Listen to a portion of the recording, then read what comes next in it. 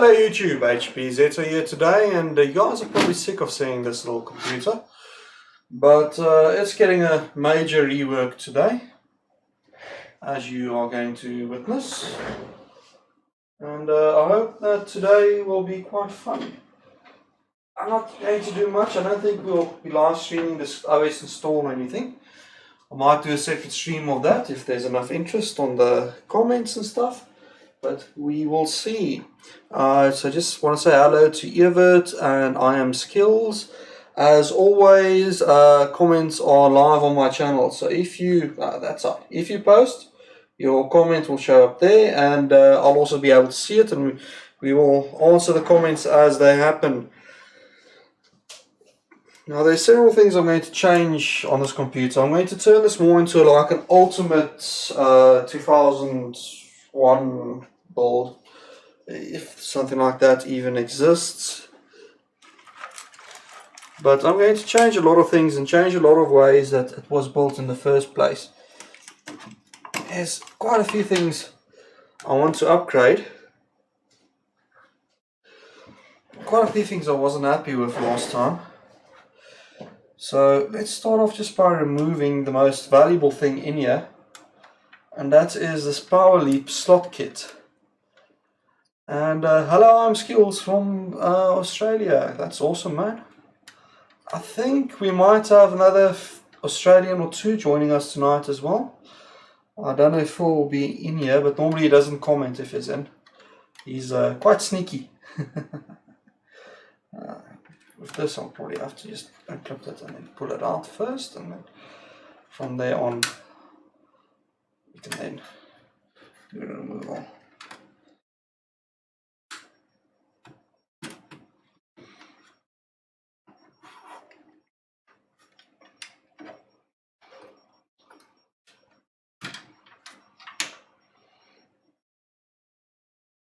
So for those of you that hasn't seen one of these, this allows you to run a Tolatin CPU on just about any slot 1 motherboard, providing it can do 100 FSP or 153 FSP.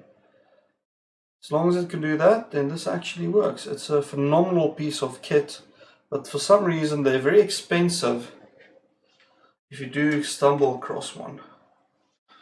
So they're very sought after, and I guess for what they do, you expect it to be a little bit more uncommon and a little bit more sought after.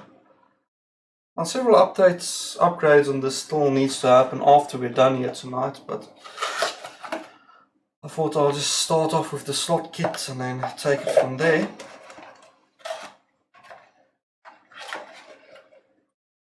So how's everyone today? Today here in Westville, I guess it's okay if I say I'm from Westville.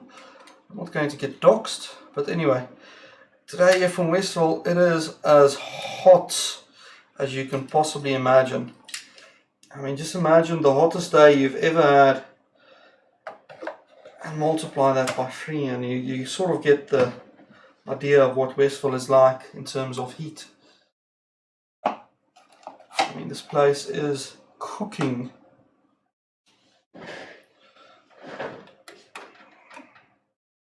I still haven't decided what RAM I'm going to keep, and quick shout out there to the Smash TV network. He's always in my streams. So I'm probably going to keep these. It's two 128 ECC modules. 256 for me is a good number.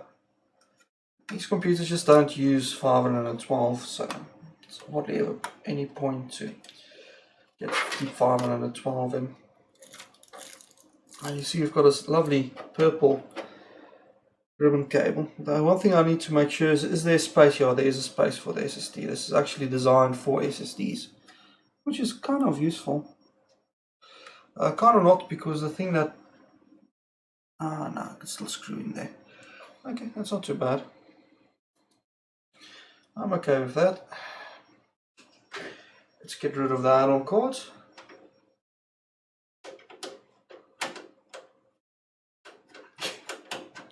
It tends to get hot when you deal with jetways. No, but you know jets, like streaming jets, jets of air, that sort of stuff keeps you cool, man. It doesn't heat you up.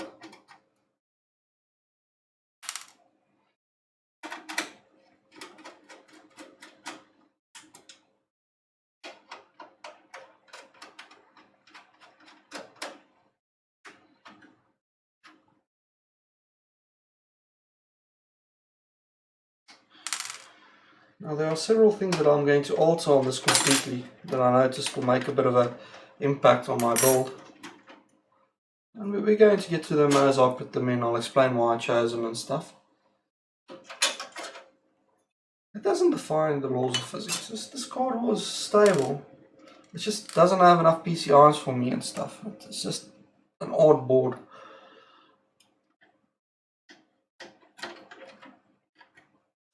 So that is a Radeon 9000 Pro 64 meg. It's not going to stay in the system, unfortunately. It's not meant for the system anyway. I temporarily put the card in.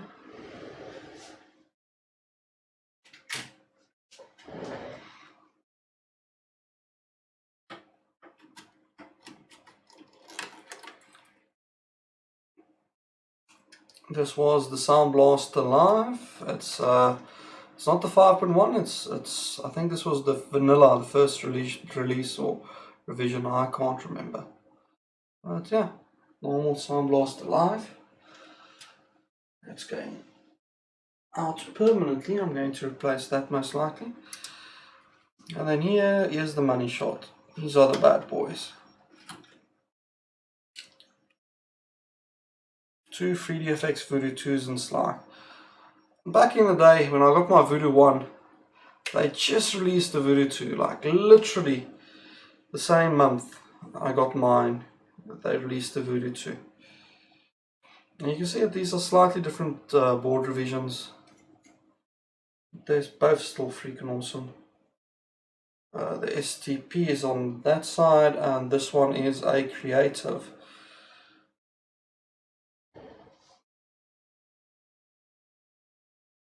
If you run the hack drivers, you can run two non-standard cards and they work well. Yvette says, Radeon 9000 Pro didn't know we got them in SA. Isn't that basically an 8500?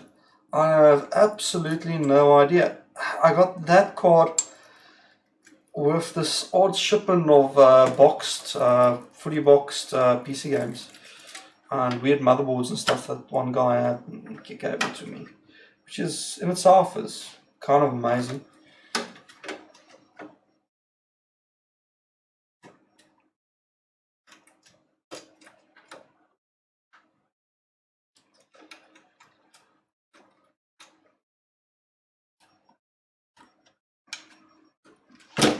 One thing I am going to have to do is open up the back panel. I don't know if I should do that. Yeah, let's do that now.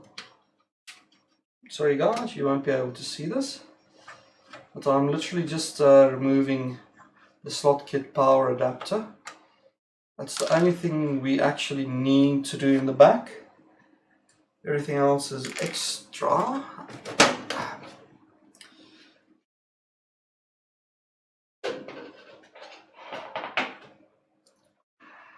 So let's see, that's it there. See that cable I'm moving? It's the spare power cable for the slot kit. Because surprisingly, most of the power it doesn't get from the motherboard, it gets it from the Molex power. You know, shows you how little that actually draws.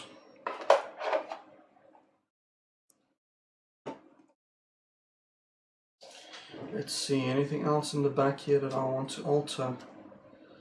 Not really. I'm going to keep that in like that.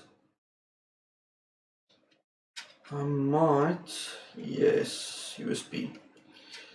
Luckily this I just did as a twisty tie. So on the newer motherboard it has onboard USB and I normally had that disabled for some reason. I'm going to try and enable the USB and have this computer compatible with USB. Seeing as I'm just a sucker for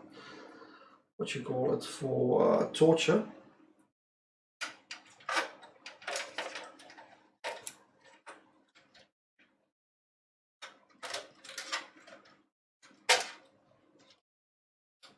I'm probably going to have to leave this off until I'm done and then rearrange it, because I also need the power cable here and a few other things. Yeah, let's keep that off for now.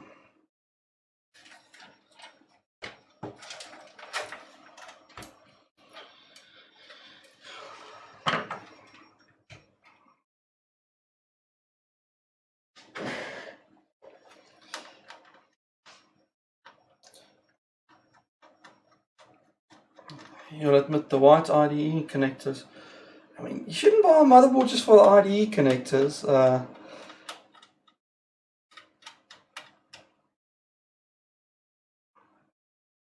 Looks like free rev of the Titan. I'm not too sure. They just put a new Titan XP, so config. Oh yeah, that I saw the news for that. That's weird. Video naming things. I mean, can't they just get like a department to do that sort of thing for them? Like just name products accordingly.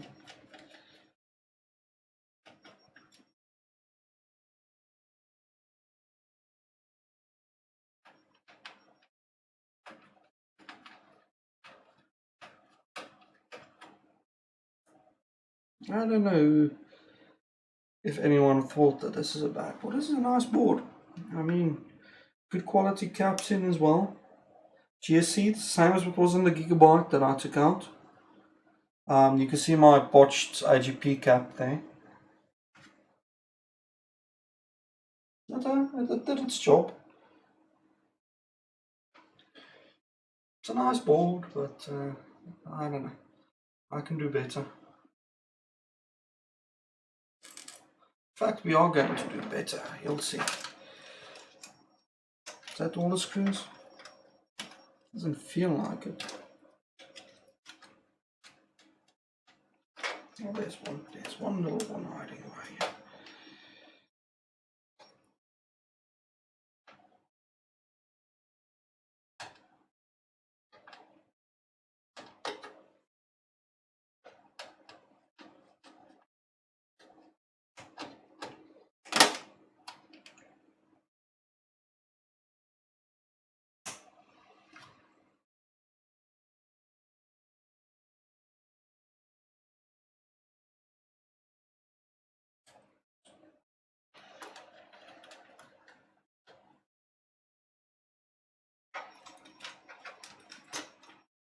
It's going to be a little bit difficult to where the power connector is, but I'll try my best to do it.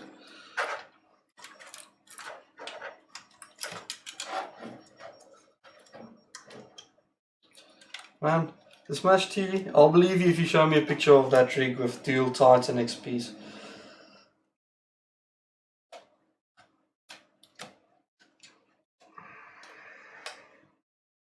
Sadly, man, I've been around the block a little bit, but I'm not going to say people have something that's that sort of expensive. Right, that's the board out. It's not a bad board. It's GSC caps, exactly the same caps that was used in the Gigabyte. It's also nicely laid out. It's much better. There's no, there's not as big filter caps on the PCI and stuff, but all in all, it's not what I would call a bad board. There's a system fan header that I never used, and I did use a system fan header. That's going to move now. That's going to go to that extra header that I made. Other board.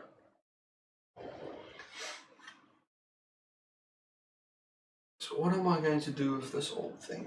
I wonder.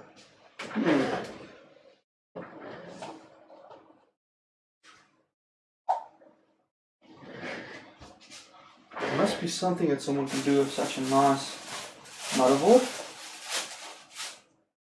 Okay, that's out. And now my big question is, should I do the heat sinks and stuff quickly now? It was a gift. Okay, cool. Well, I don't sort of get those sort of gifts. Life isn't that kind for me.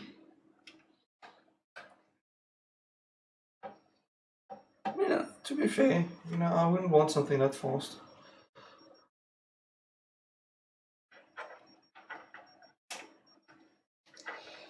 I wouldn't know what to do with it. No, I'll probably use it for video editing.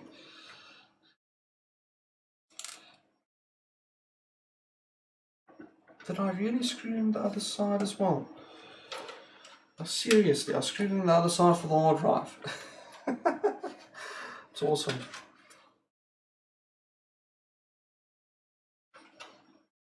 Oh, okay, sorry about your grandma.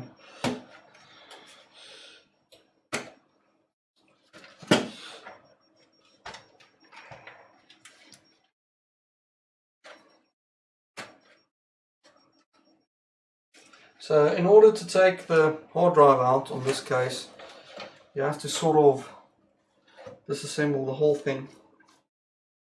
Looks like. No, you don't. I'm just being an idiot. Where am I? I really don't want to disassemble the whole thing just to get to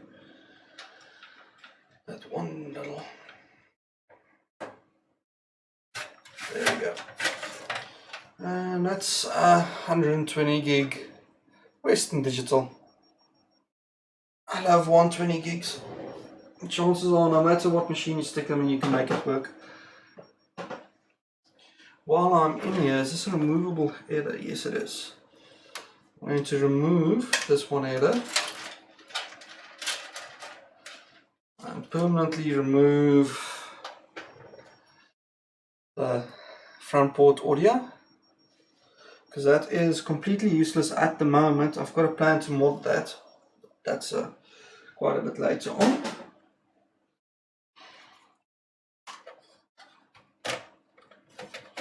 So for now, we can actually just take that out.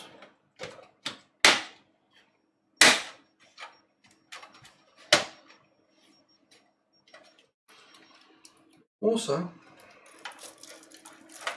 I need to swap around this IDE connector. I can no longer do the long and short trick of it. But I'm going to stick in another IDE completely, which hopefully you guys will figure out why I'm doing that in a little bit. Put the case aside.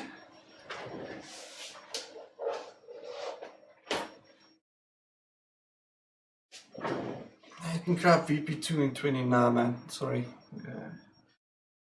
No, it can't do that. If you have a weak password hash, yes. VPA2 can be cracked easily. If you have a strong password hash, there is no way on this planet that you're going to hack VPA2 in 20 minutes. None.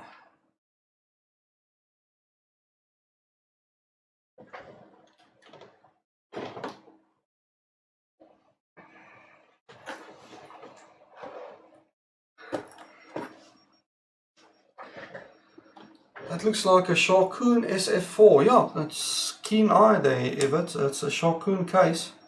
I don't know if it's SF4 or not. I think it is. No idea which one it is. It's not the same one Ford reviewed. Did he review a Sharkoon? I don't know what he reviewed. But it's not the same case though.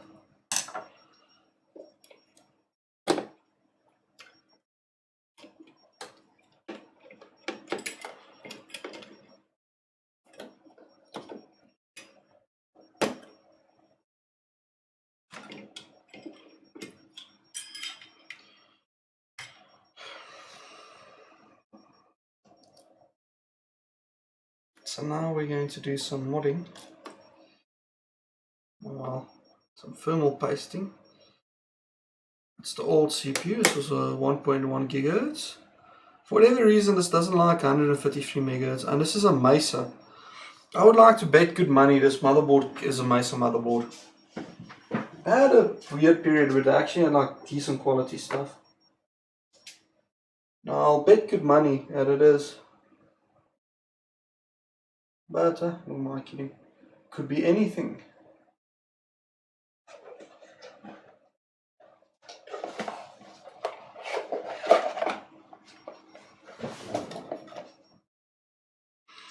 Okay, so I'm not going to do the Tolatan installation yet on this. This is going to get an upgrade to a proper full Tolatin, a Pentium 3S. For now it's just going to be the Celeron S, or whatever its equivalent is. Still an awesome chip though.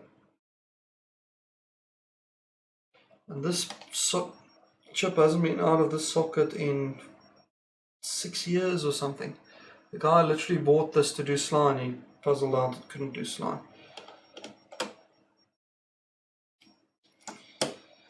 So the only difference is the amount of cache is only 256 on here, not 512, and also it's slow cache. Remember, with cache, speed is everything.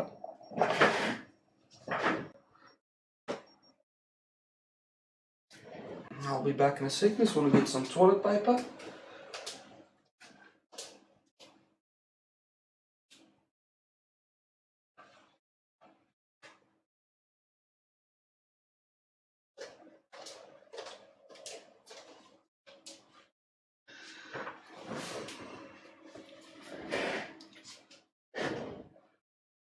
Awesome. How's the build quality? On that case, it's actually phenomenally good, except the bottom PCI slot you can't use, which is really dumb. It's the only upsetting thing that I've got to say about that case, and it's more or less infuriating that you can't use the bottom slot.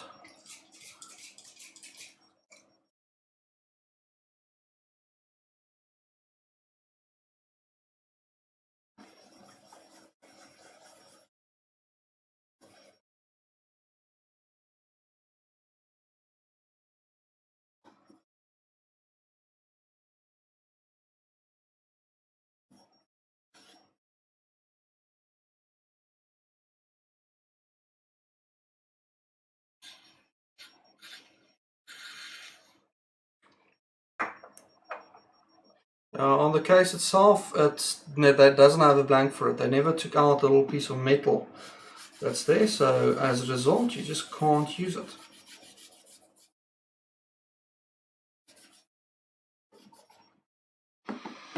Yes, they used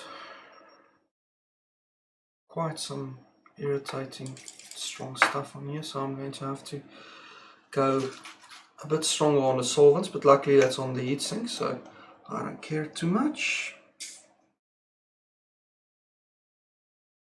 Black stuff, man, it's the worst thing. If you ever have one of those foil thermal pads, get rid of it. It sounds like this black hideous mess, and you need real strong solvent to take the stuff off.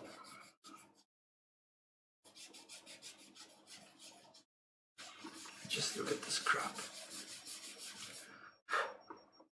Ugh.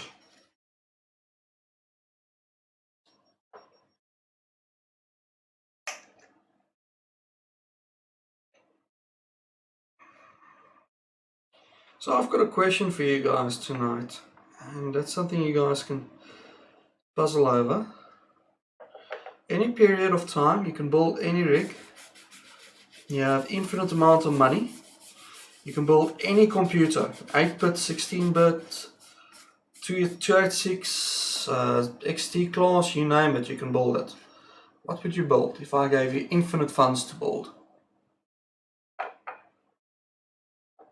Are you going to use AS5 or MX4? No, neither.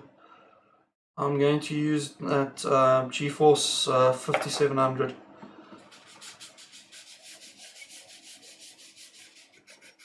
Oh, you mean thermal paste, most likely, sorry.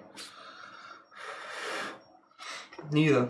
I use dead generic, everyday silicon, because on these sort of processors that have the nice huge big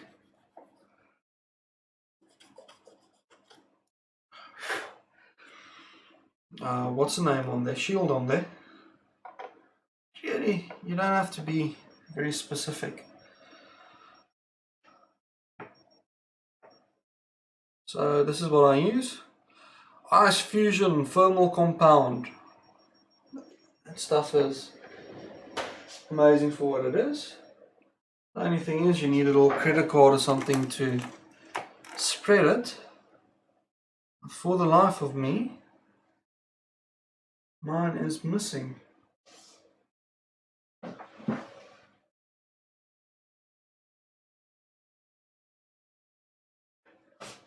2 seconds, let me go fetch one. See, I'm very prepared for tonight's stream. Extremely prepared.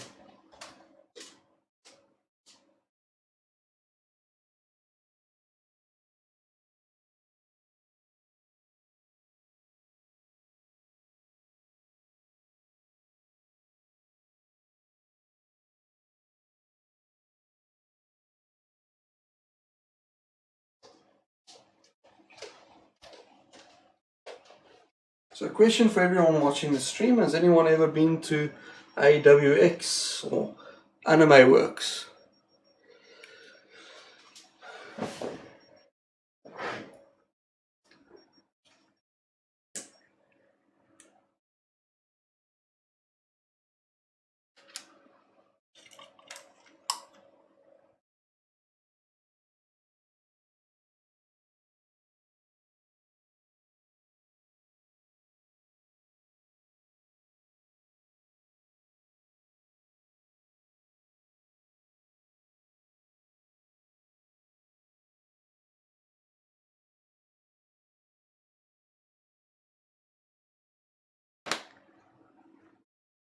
There's a million and one ways to put on film or paste, and I'm sure everyone knows a better way than what I'm going to use. Do they still exist? Apparently, yeah. They're not at Brightwater Commerce anymore. They've got their own shop somewhere. That's about as much as I know. But yeah, they still exist. But seeing as there's no way that I'm going all the way to Joburg, and I don't mind if you guys see my super secret AWX membership ID.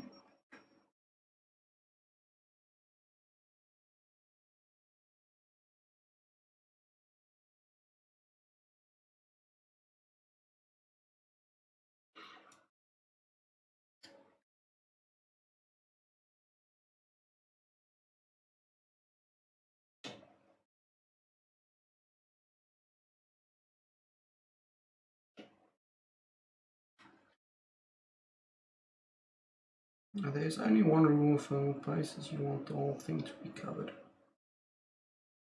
covered well. If you're using like Arctic Silver and that sort of stuff, you need to spread it in the manufacturer's guidelines, and it's slightly different per CPU, and you basically make an X on top of it or a Y on top of it or a stripe, and then you put the heatsink on.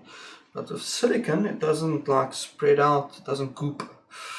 So you kind of just stick it on. Make sure the whole processor is perfectly white and perfectly covered. That's good enough.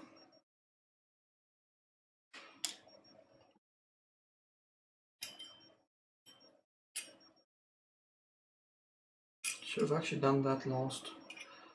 But anyway, I never learn.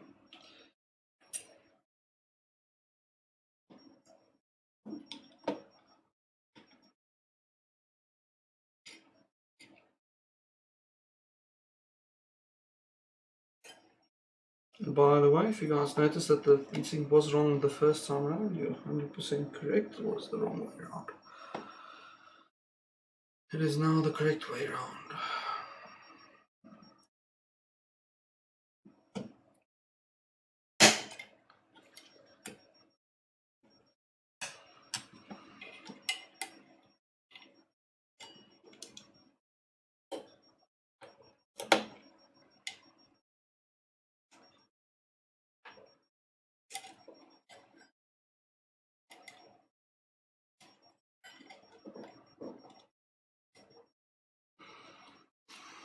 Now for the second part of this, which will be, I wouldn't say it's completely useless, but I think it'll set this board apart a little bit.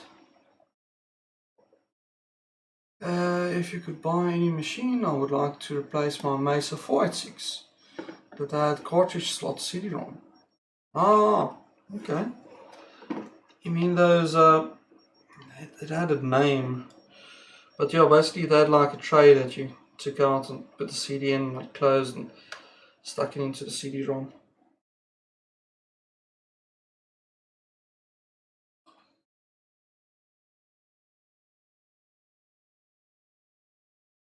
This is the part where I slip and I crack I make a deep gorge through all of the tracks. I turn this perfectly nice, good working motherboard into a paperweight. I knew the Smash Network, unlimited cash. What would you get? What would you buy? Remember, you have unlimited. Anything your heart desires, any machine, any decade.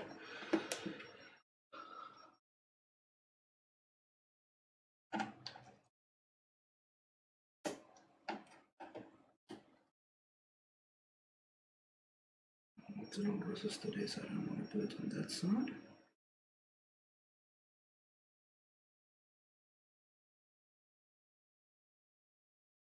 My god, they used normal adhesive and they used press-in tabs on this. I can't make this stuff up.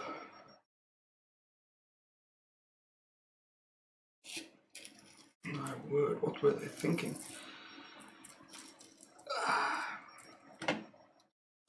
I guess that just proves it's completely unneeded, because they stick on this stuff that never goes off.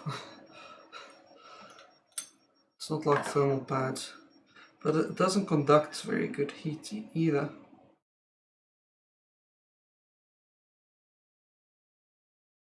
Now that's the only reason I'm doing this, is because it's overkill.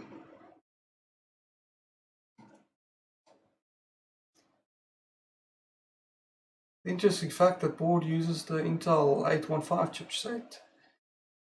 Huh, does it have PC to PCI? Ooh, I do actually have a... I wonder if I should do that then as a card and test that. Or should I do the Audigy straight from the... I spoiled the surprise for you guys. I'll see what I'm going to do. If it supports PC to PCI, I've got just a card that's going to go in here. That'll sound amazing for DOS and Windows.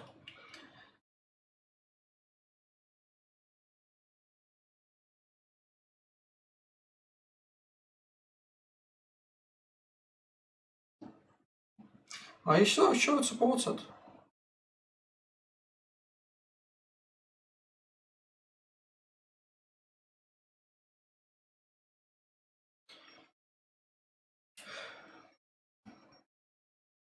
Like, sure.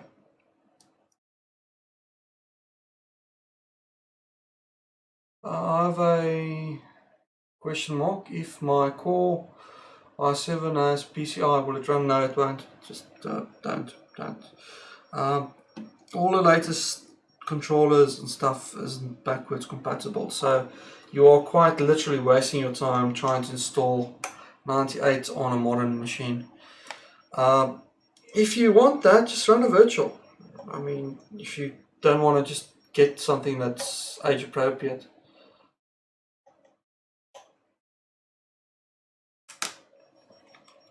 Because if that's the case, that's changing the sound card I'm putting in if that's supported. Because I always wanted to get this one sound card working.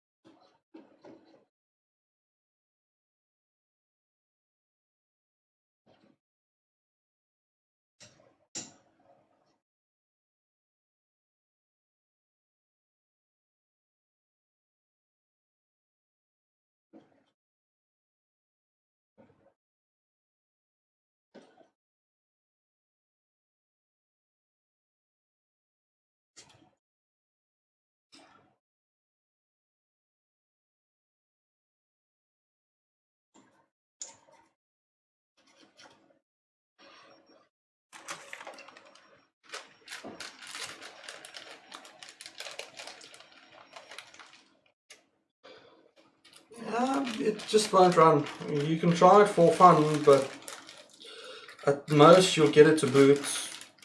It has too many limitations. Like 512 meg limitation. And that there's no way that you can get past that. You can load a service pack and stuff, but if you have too much RAM, it just doesn't post. Trust me, modern machine running that, no. You are truly wasting your time.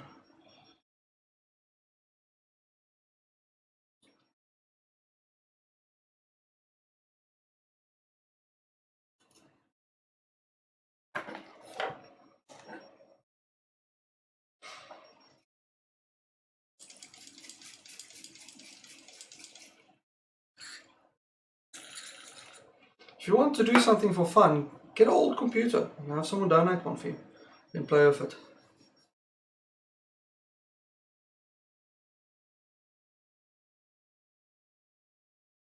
That's the way to go about it if you want to do it for fun.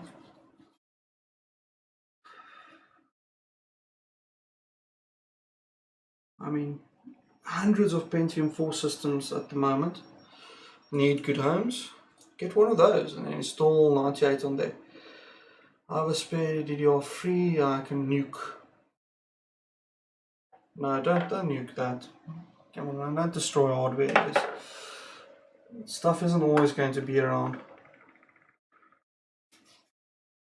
Don't destroy stuff just for the sake of destroying it.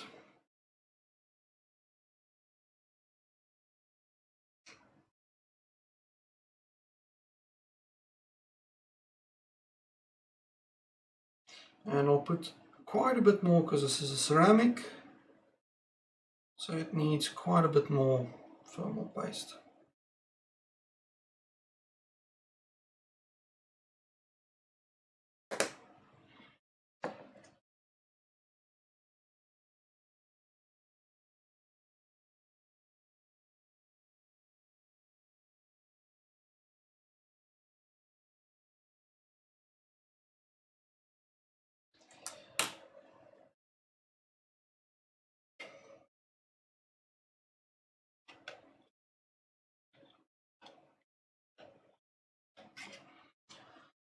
Oops, a little bit of it came to the side. Luckily it's silicon, it doesn't conduct.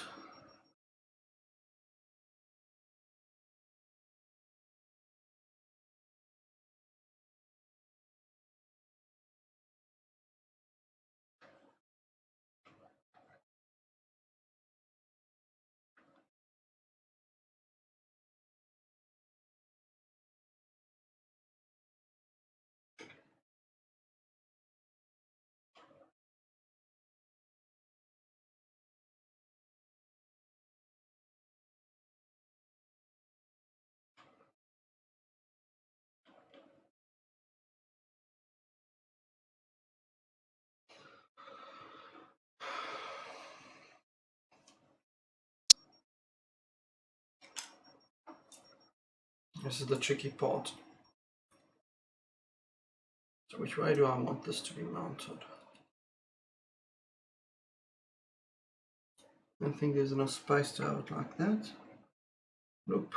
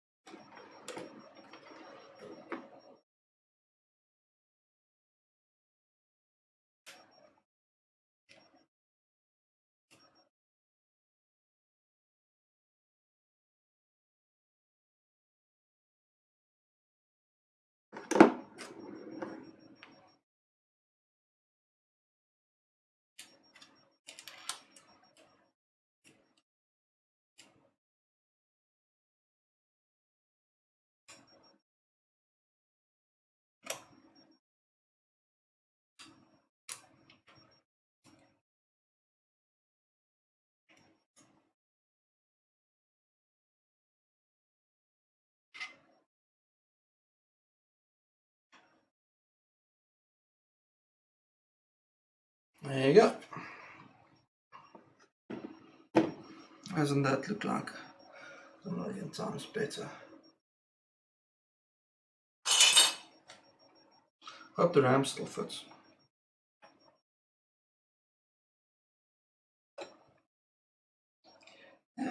First slot not anymore, but I don't care. Run it on slot 2 and 3. Should post still. If it doesn't, then I'll just move that thing a little bit higher up. Actually, it can go quite a bit higher up still. There you go.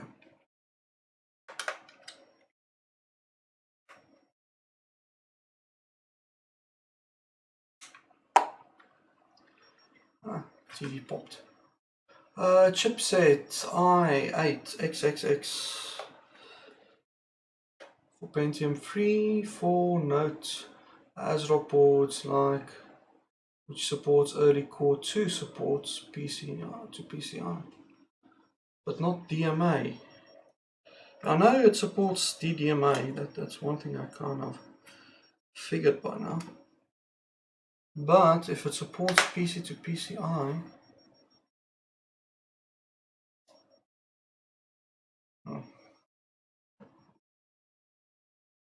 but isn't PC to PCI that you need a PCI link cable? There's an off-bridge get hot. It got very hot when I touched it. I mean, it was scorching. And besides, I'm going to run it out of spec, so might as well.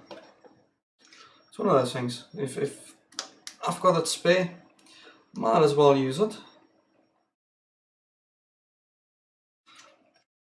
And that cooler is also going to change.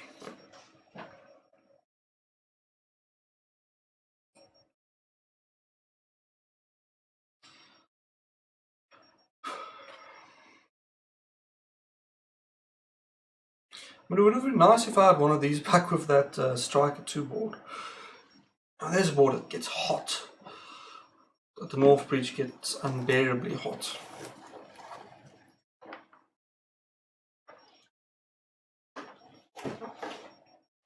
Initially I bought that North Bridge cooler to use on graphics cards. Problem is I didn't find any that fits, so kind of had to improvise there, considering.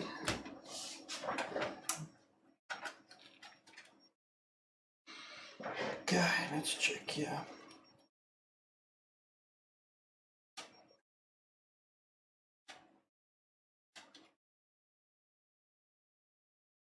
Should be golden again if I do that. Let's check screw holes. This one has a spare one there. There's one at the bottom. There, I do not have a spare. Let's check quickly. I'm 95% sure on SOL. And I don't have any more.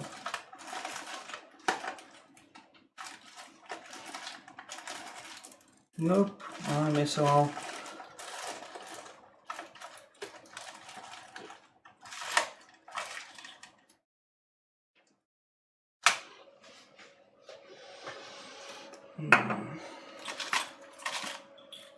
Got the classic ones still, but that's going to look a bit daft.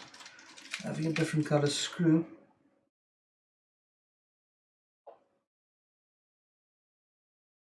Let's use a coarse screw. Yeah, same height. Why not?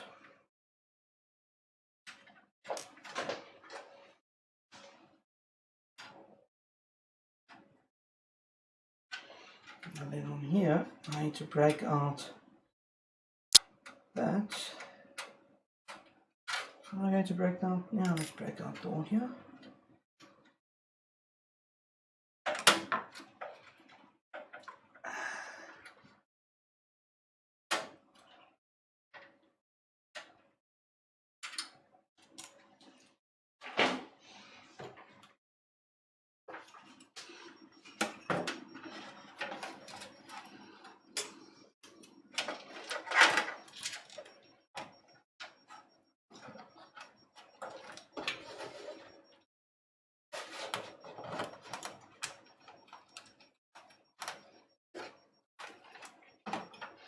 Now this is the part where I find out this motherboard completely doesn't fit in this case.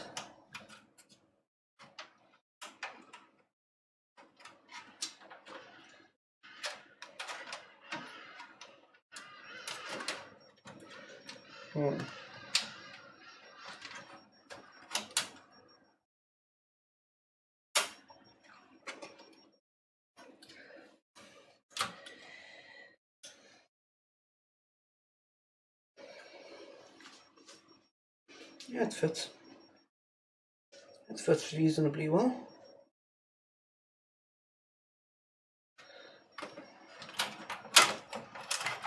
The only thing I'm concerned about here,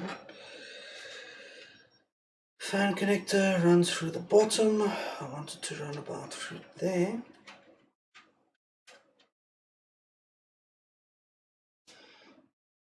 That'll work.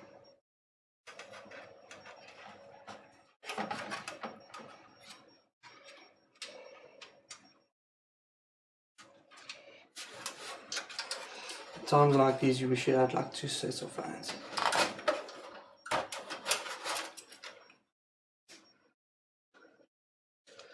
I want to build a core ice. Why would you want to do that, man? You want to play around with things, you want to learn things, right? I see you want to learn like security and that. Install Kali Linux. Learn that. I mean, why would you want to go and install Android on a Core i7? What possible use could that be? Install ESXi and learn how ESXi works and then run that on multiple things. That's a cool thing to learn, right?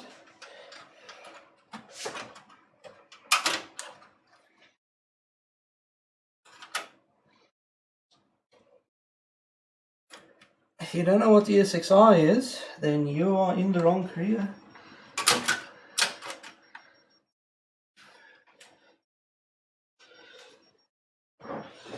If you want to mess around with stuff, learn ESXi and Hyper-V if you want to go the Microsoft route and experiment with those.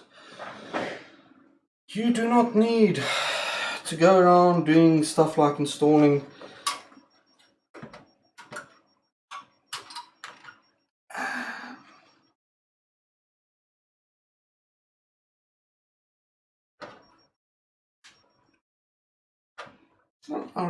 it's not about need, it's about, you know what the outcome is going to be. It is very extremely boring.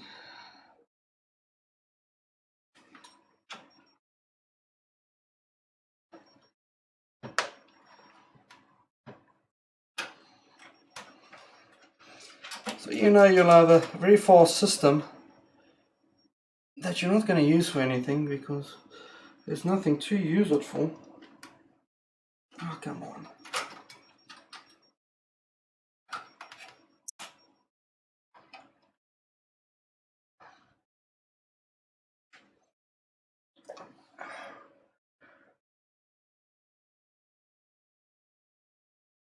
If they give you e-waste, do like useful stuff. Build yourself a home server. Learn ESXi. That's the sort of junk you should play with. You can build a career out of that. And really, it's not something that's that difficult. Anyone who tries to tell you it's difficult, they've never had the will or the experience is what you've got to sit down and play with it.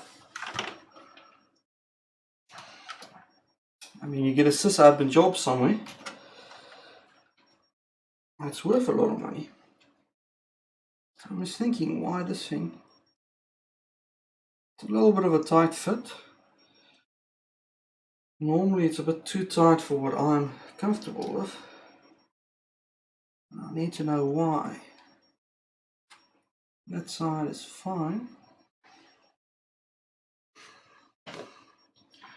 I'll put 2 screws in quickly and then I'll just loosely put them in and line everything up and then see what is making this thing so unstable.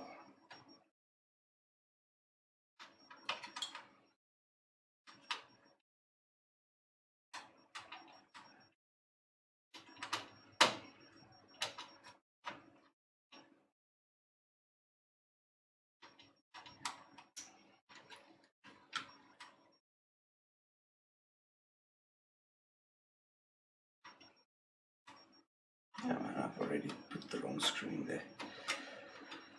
I hate it when that happens. That's my own stupidity, but anyway, carrying right along. We will fix that shortly.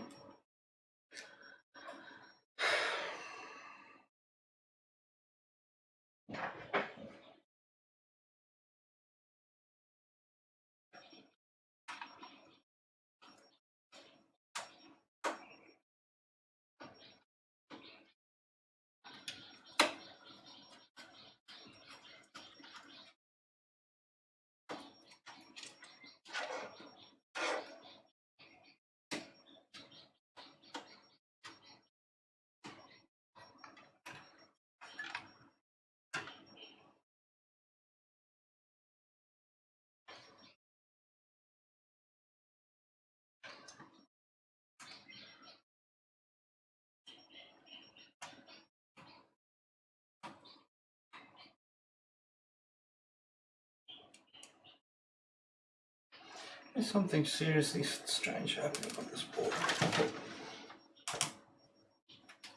Okay, so it's not these catching anywhere, they're like as loose as can be. Not that catching anyway. So is it that the back plane is slightly different? No, back plane is fine.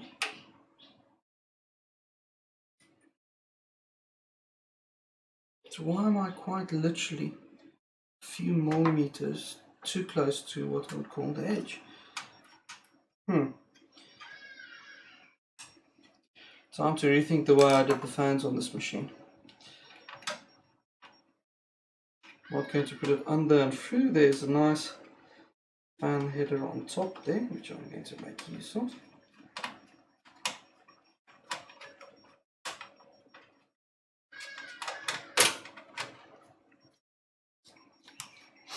That's why I don't like using motherboard standoffs. That's not all the exact same size, because I'm an idiot.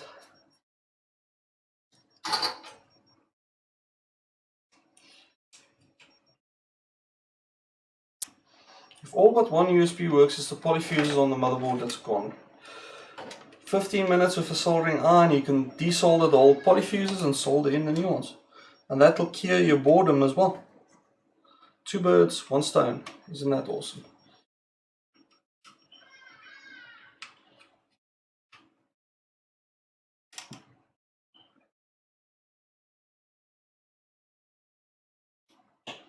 Now I always used to run this through the bottom so I can reach this fan head at this side, which I'm not going to do anymore.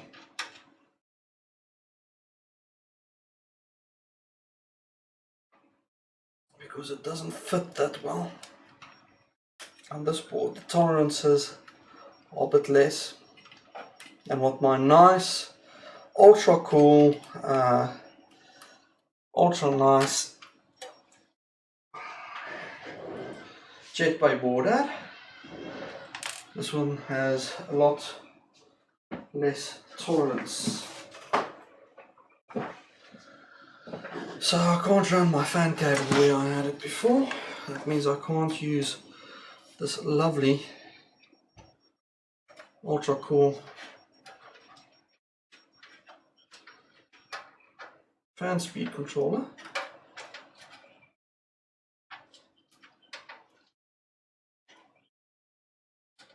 Which kind of really sucks.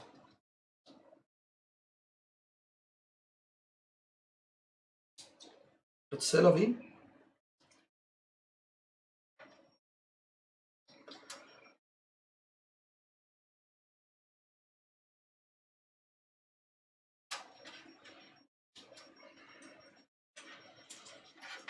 All I'll do is just cut off the 2 small wires going to the Molex here, because I don't like using these Molex and fan combinations, because you see the 12 volt there, that's completely exposed. If you plug that into your board, that floats around anyway and shorts out. No idea why the manufacturers thought that was a good idea. But a little bit of noise won't do us any harm. of that, I'm sure.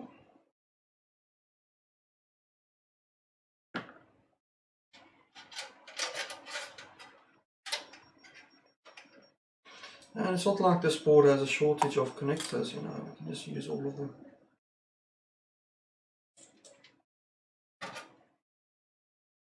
I'd sort of still run this one. Yeah, what I can do.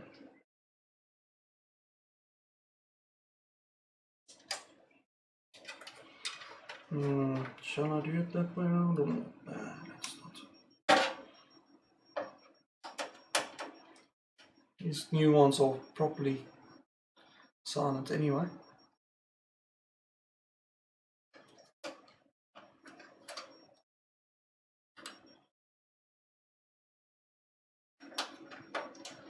Sonic Prime Titanium.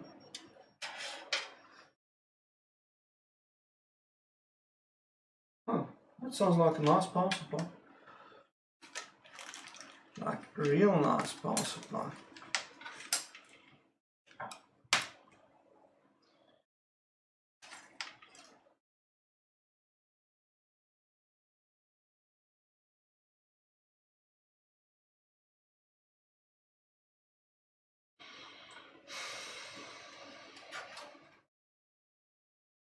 How long have we been streaming? Just under an hour. Oh, okay. It's a very slow build this. Sorry guys. Normally I do a little bit faster, but this one I'm taking my sweet time with it for some reason.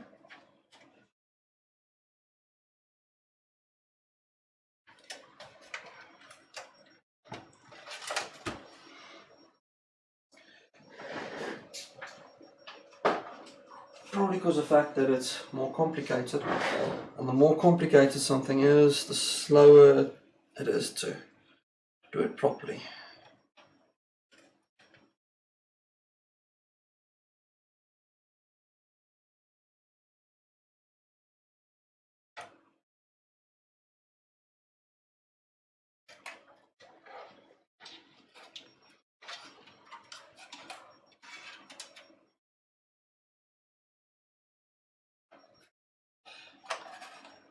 By the way, if you want pretty power supplies, you want to look at some really good stuff, look at the Delta power supplies for servers. I don't know why, they just kind of make phenomenally good quality power supplies for servers. And I do mean good. Good with a capital G. Still not too happy, it's still a very tight fit. But I think the clearance is, Gigabyte is much more, it's about a millimeter longer, this board.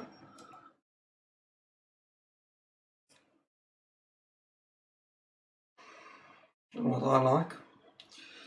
But that's just me.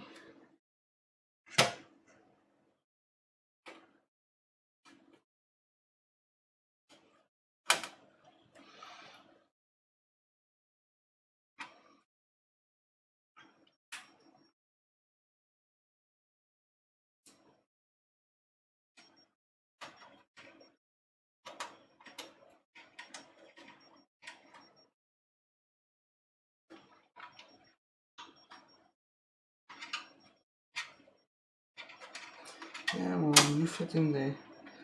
That is the right one.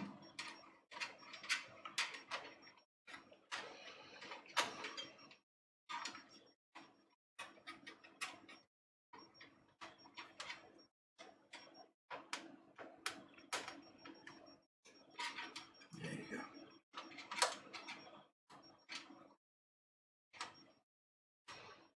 The problem is this, the humidity is like 80%, and I think it's like 51 degrees this evening. Or something really like insane. And this thing keeps on cross-threading, and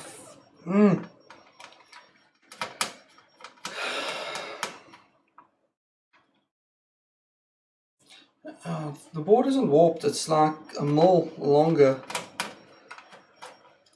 than the previous one. And I'm one standoff short, and I've only got coarse standoffs with the coarse thread in it. So those are super easy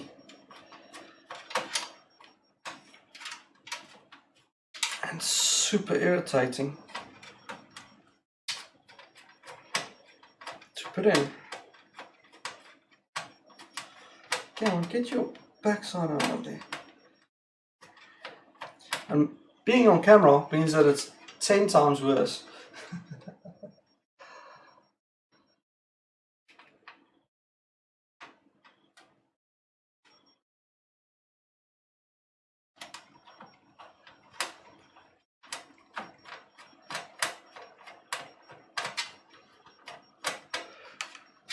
What's going on there with that now? Come on, get your backside out of my case.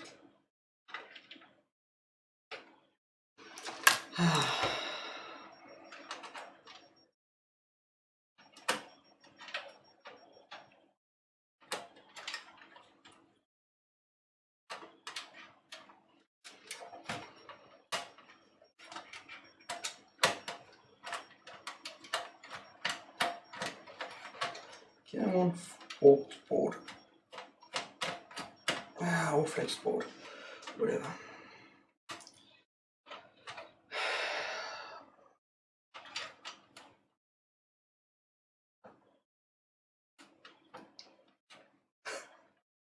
The jetway made the case doubt itself.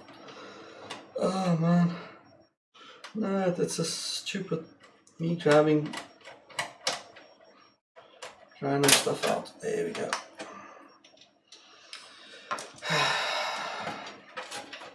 You know what? That one standoff is going to be not going to be in this machine. That's just something I'm going to have to live with.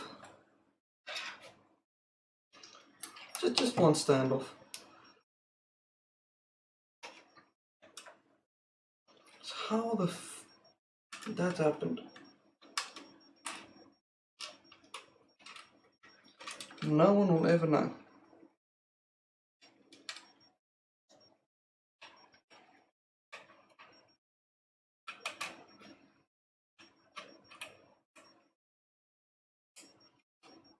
So here's the interesting thing.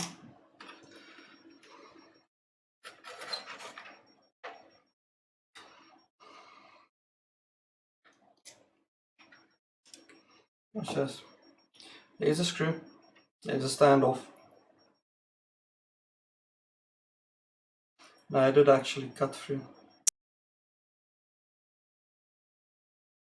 You rotten piece of rubbish. We started cutting a new thread. Alright, there we go. There. This is going in the bin. I will make amends with the fact that one standoff isn't there. But I'm also not impressed with this board being such a tight, ultra tight fit compared to the jetway. I mean, you guys saw me putting the jetway, it was nice and smooth and easy transition, the screws all lined up absolutely perfectly. This is like it's exactly a millimeter out all round. Like exactly 1 mil out all round.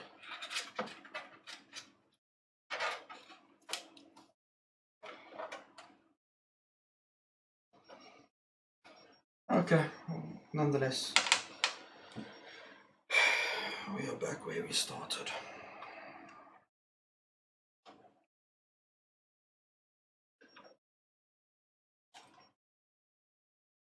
I swear this is not normally how things go. But as soon as you get the camera out and start, yeah, but this whole motherboard, it quite literally is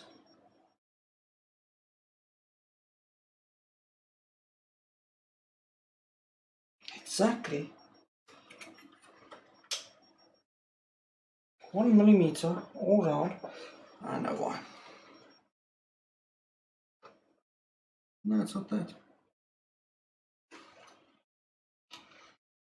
1 millimeter all round it's out by. So if I put that one in, see now we're down to 2, and now my top one is a very tight squeeze. Now it will go in. It's like it's 1 mil just moved to the side.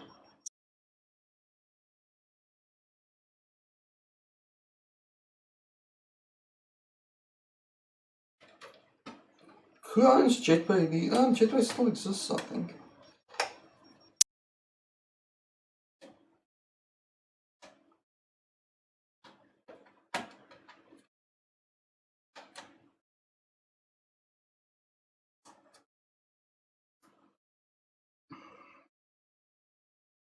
Yeah, it quite literally is like this whole board. It's like tilted a millimeter out of whack.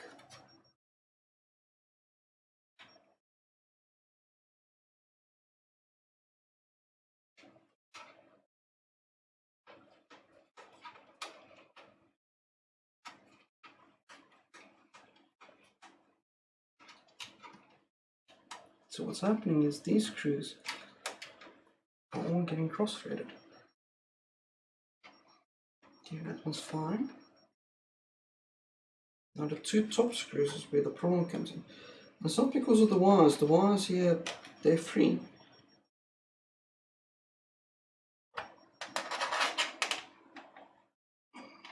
And that last screw is definitely off as well.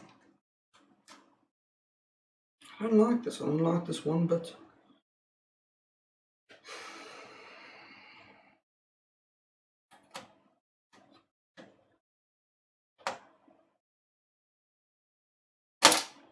See how much pressure I have to apply to the side to straighten that out. Weird, it's like it's a millimeter. And this is an OEM spec board. I wonder if they just didn't get the thing wrong.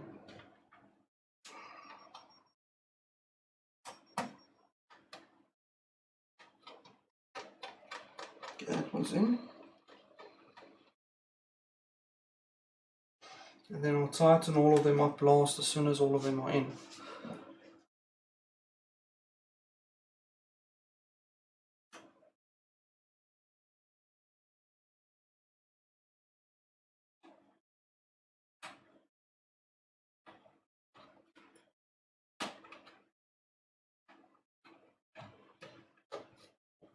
That's better.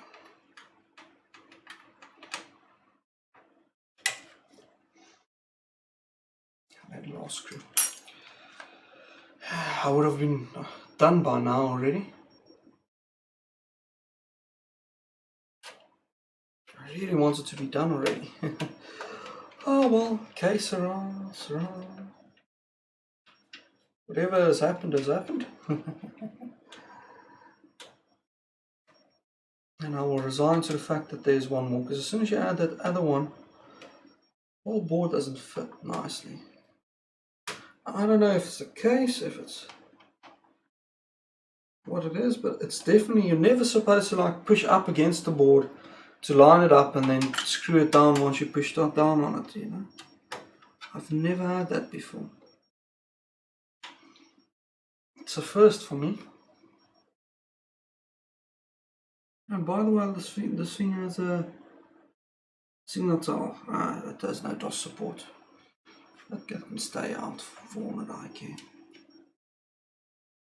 Right, front port USBs. This one, interestingly enough, it's that side. So technically I can push all of those through.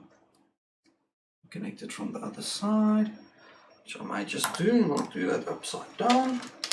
Sorry guys, I'll have to do it this way around.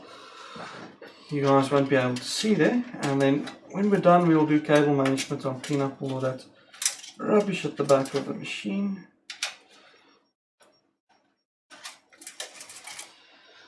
This machine also, this is the little PC speaker to Sound Blaster Live adapter I made. We don't need it, because this machine is going to work on a different principle.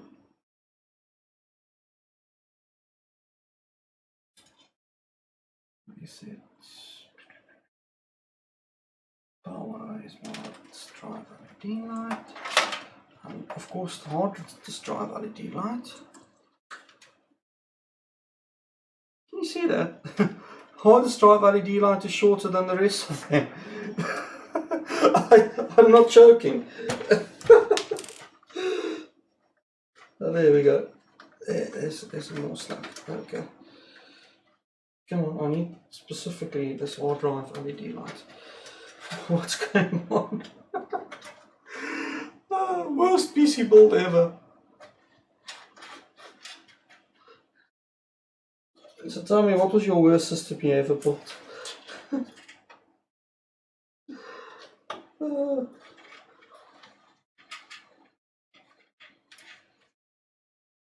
There's some more space now. Okay, that's better. I'll push those back in shortly. Do we actually have some more hard disk drive length? Because that's the main one that was too short. No, that's as long as it goes.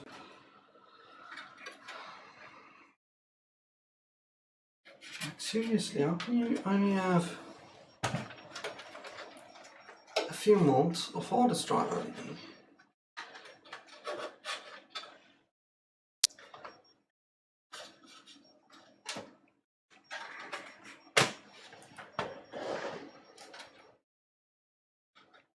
Ah, I see what happened there.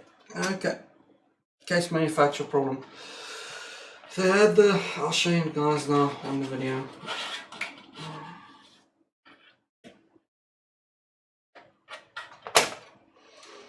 Okay, so it wraps around all the way through to the back, which are now removed. And just like that, I've got enough wire length for the hard disk drive LEDs.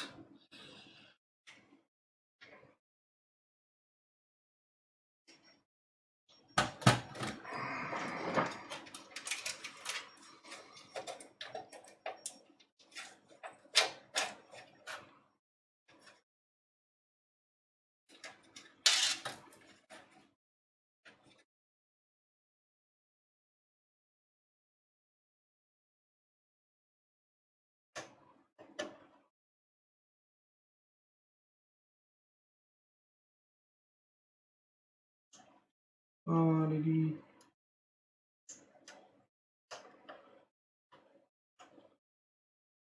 Ah, this thing even has PW, so it has a place for a key lock.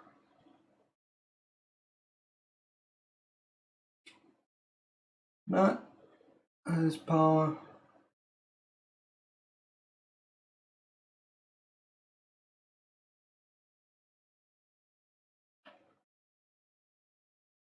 Reset.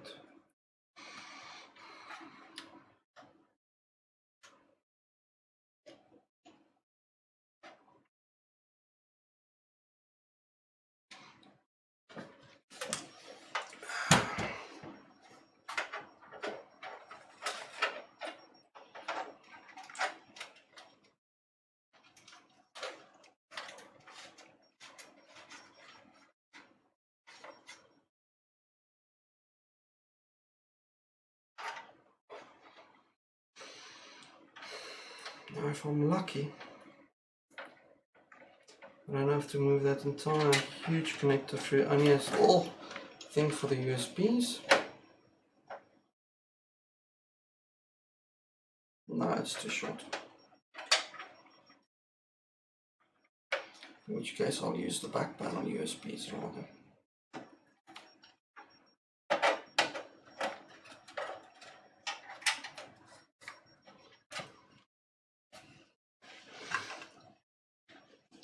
So,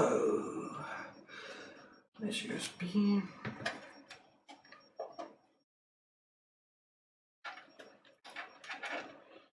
Is there no way I can make this look a little bit more professional? Yeah, there is. Okay, so if I take this, it doesn't fit through that way. Maybe if I just push it through like, nope, it doesn't fit. Darn, okay, it's going to look unprofessional, but I want front port USBs on this to actually work. And it's a non-standard. Yeah, those buggers. Like seriously. I'm going to have to check the manual and make my own custom plug for front panel USB to work. Really? Gigabyte? Front panel USB doesn't fit. That's just awesome. It's keyed differently. Meaning I'll have to take the manual and read up and repin it. Seriously guys? What on earth were you thinking? Okay, but now at least we can start physically building the thing. The first thing I'm going to fit in is this lovely SSD. If I can find the right screws, which I think that's the biggest question, is screw size. How big is Achilles heel?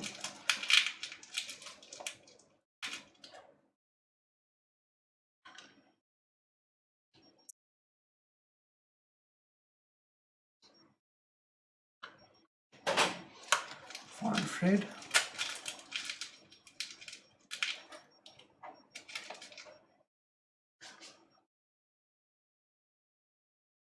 Yep.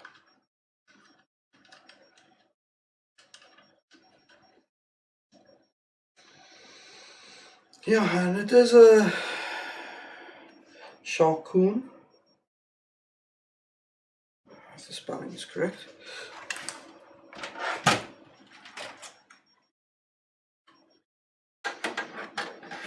And my only problem is I installed my own wisdom. I decided I'm going to put in LEDs, but I can always just take these out temporarily and screw through them and stick them back on again, which is what I'll do. Let's push the wire. Yeah, it'll work. And the screw will kind of, yeah, it's too close to ground with that. And at the bottom, yeah, that's fine. That's perfectly fine. So it can hold the LEDs in place and it can actually hold the hard drive. At this stage, I'm okay with that.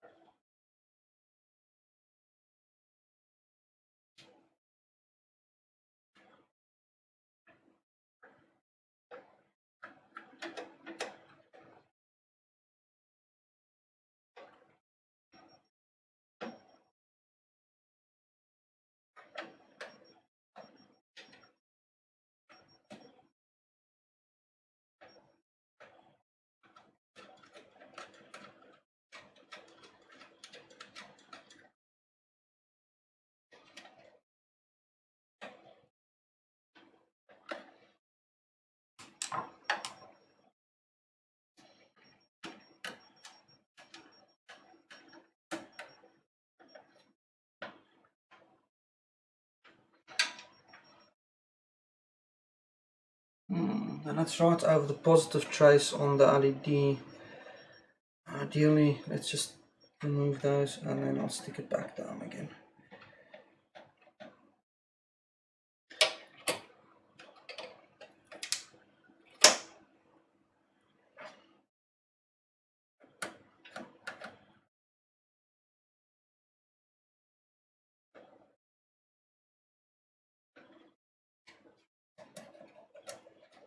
I'm going to keep with the red and blue theme because most of the system is red and blue. I think it fits.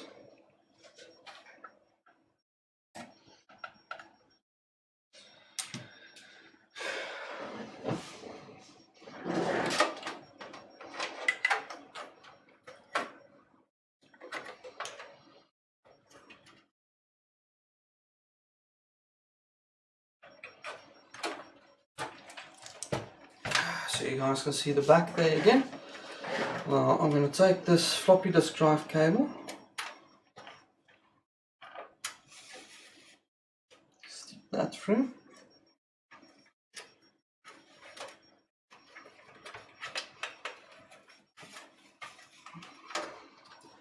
actually. No, it's too much of a risk.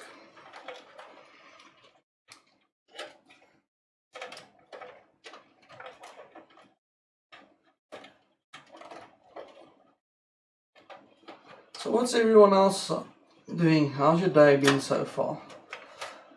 Done anything interesting? Seen anything interesting?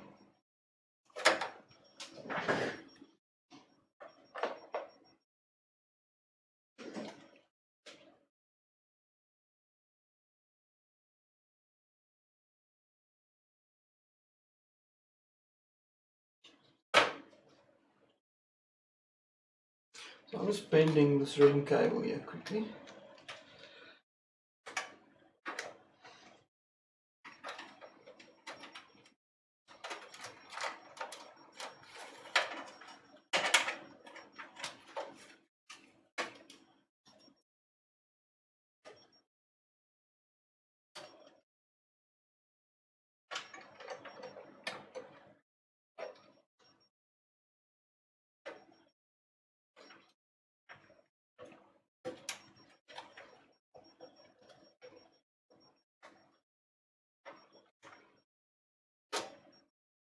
I need to switch this over to master. It's quite literally the only CD-ROM that's going to be on this IDE device that's going to be on here. It's going to be this CD-ROM.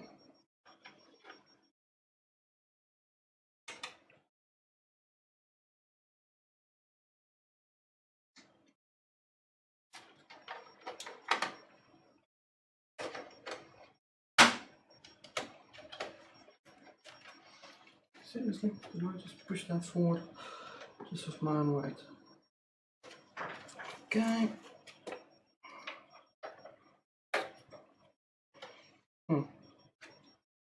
Just because it doesn't like me, it's the wrong way around.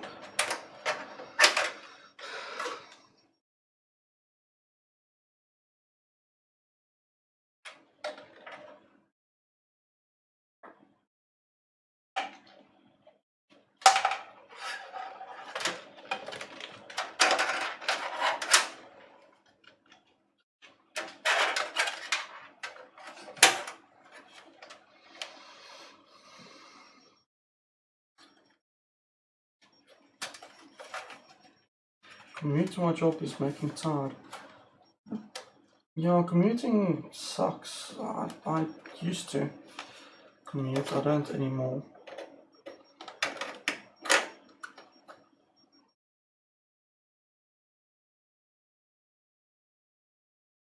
Man, that would have fitted perfectly, but I could always, on that side, do a twist, round and over.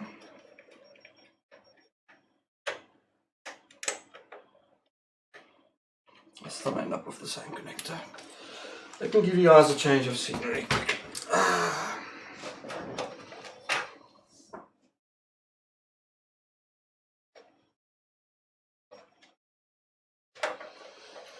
Okay, so that fits nicely, snug like that. You see what I did there with the, let's move that best you guys can actually see. The power connector, now I need to figure out how to sort of twist this thing.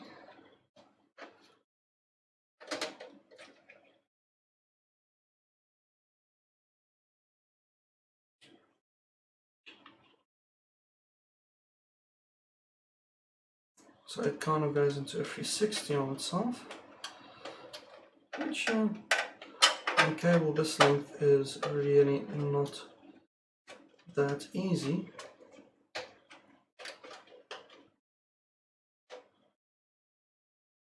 There we go. And that actually wraps itself up quite well, all things considering. IDE cables. So technically speaking, before I connect that one, the one I should connect is my floppy disk drive cable.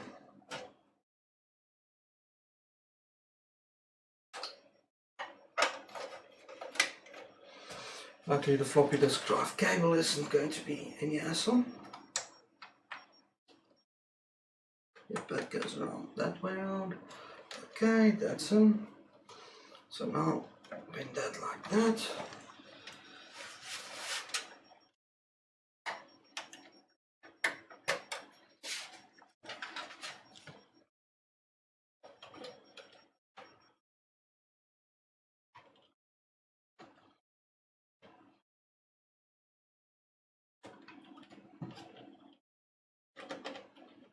It's like it doesn't even exist. Nice.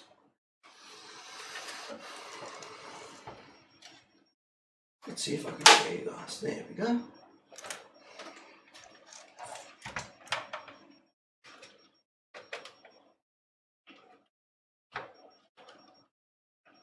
But sadly I had to take some liberties at the back, but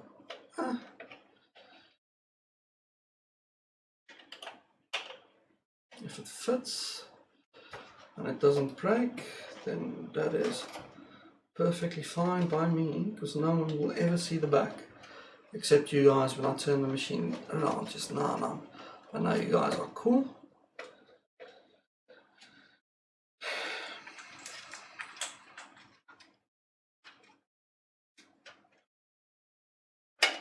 So what I need here is Sata bar.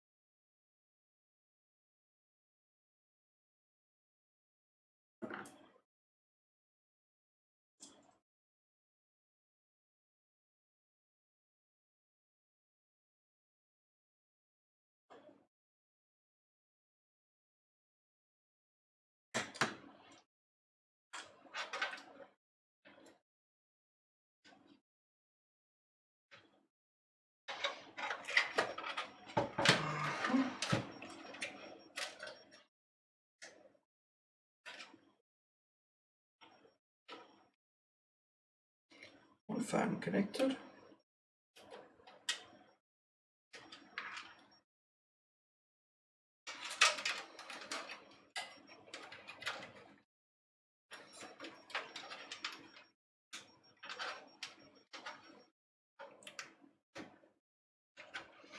Fan number 2 connected. Right, that brings us almost completed, huh?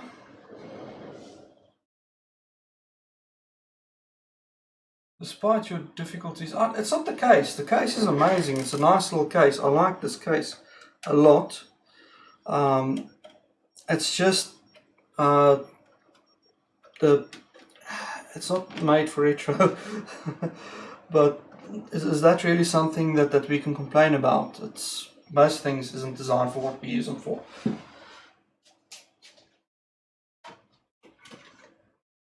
Right, so let's get the fun things sorted out quickly.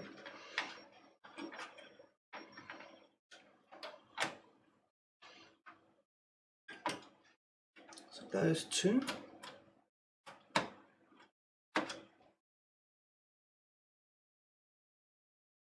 It's a very nice case. I like the case. It's not a question of I don't like it. It's just a bit, yeah, infuriating what's happening with it.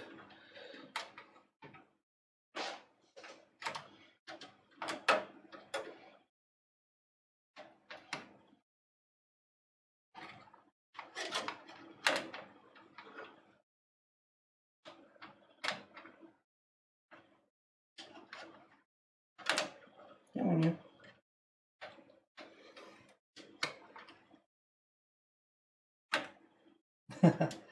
Uncaps, and there we go. Look, it's a very nice case, I'll give it that much. And now that the motherboard is in, it sits very well.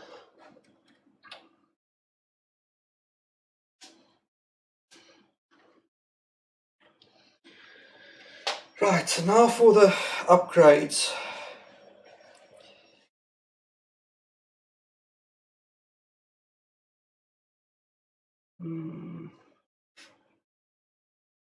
Shit, I can't do the network. I can do the network. I'll stick off network cable cards in. I've got them still. Kind of limits the size of them.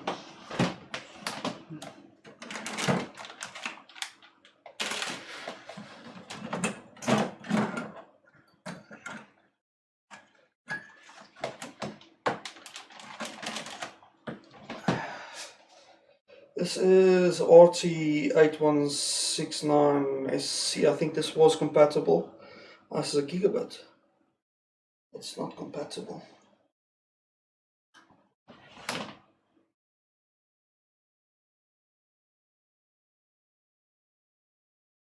I'm sure this was 98 compatible. 2 seconds, guys. Before I stick something in that I can't actually use.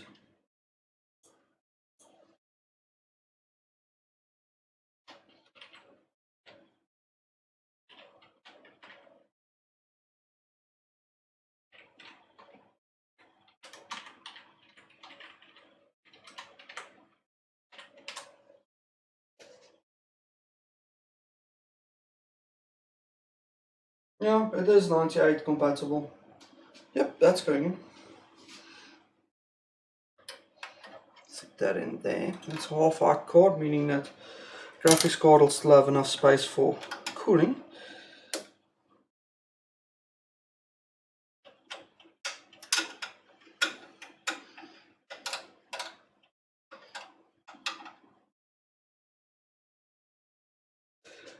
Yeah, I folded that review of the Bitfinex.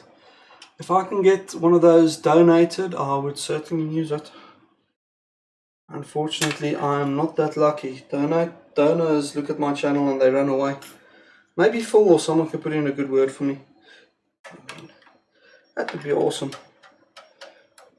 Get stuff sent for review.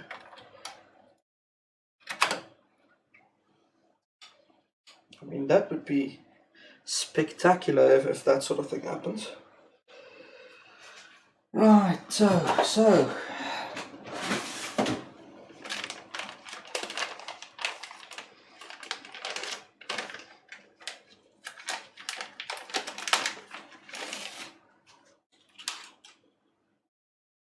Audigy. So that's the replacement. I'm sticking in an Audigy 2. Nice little card. Doesn't have a game port, but this computer has a game port on board. That's why I didn't use this originally. And I'll make up a adapter cable so I can use the front port audio. Does this thing support PC speaker? Let's see. CDSP diff, aux in, tad in. No. Oh well. PC speaker, I'll be without you for now. We will make a plan with that later. So, I hear that everyone there is probably shouting me at the moment, because there's one slot left and you can't take out the back. That's in there forever. So we've got one slot left. Let's see if I can show you. You've got one slot left, and it appears that we can't use it. Well, it sort of appears that we can't use it. Truth be told, we can. And I was counting on this actually happening because I knew that that's going to be a problem. So we're going to stick in this Kronos via VT6421A, which is a Sata 1 controller, fully Windows 98 compatible. With drivers, it doesn't use IDE mode, so we'll get full Sata 1 speeds with that SSD. And all I'm going to do is I'm just taking off the bracket. Now I knew this was going to happen. Now I knew it. It was inevitable.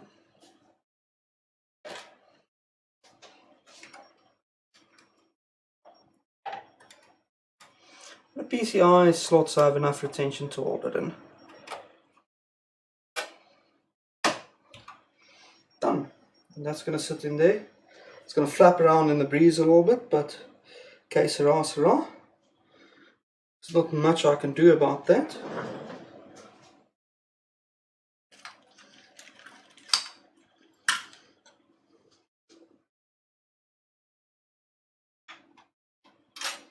And that's all of the PCI's filled. I'm going to be in IRQ heaven for the next few weeks, configuring all of this rubbish.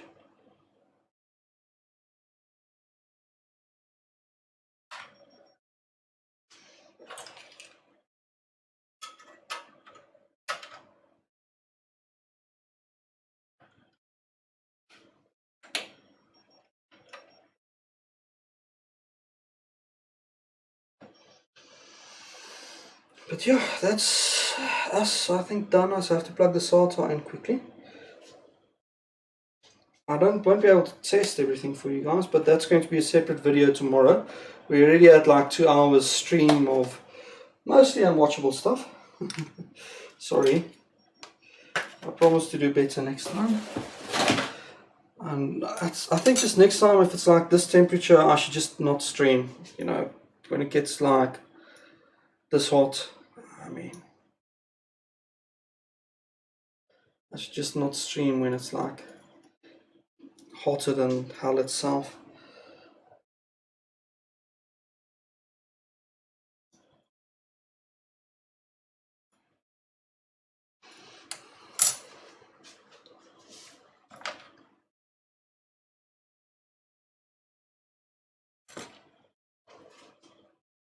I have to screw all of those in.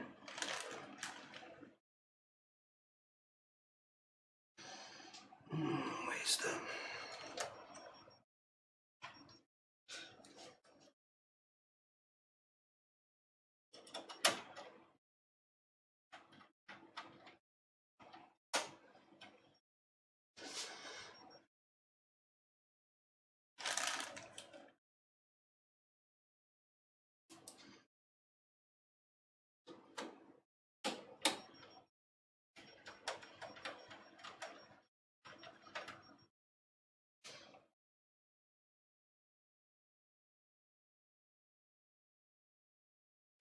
What's a good saying for when it's so hot that you can barely work? It must exist.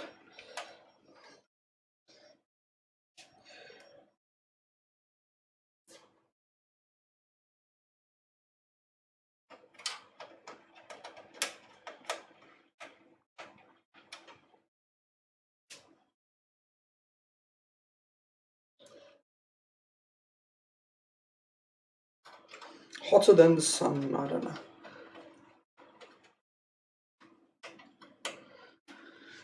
Well, considering that I've got 4 computers on to do this stream, 3 computers, soon to be 4 when this thing boots.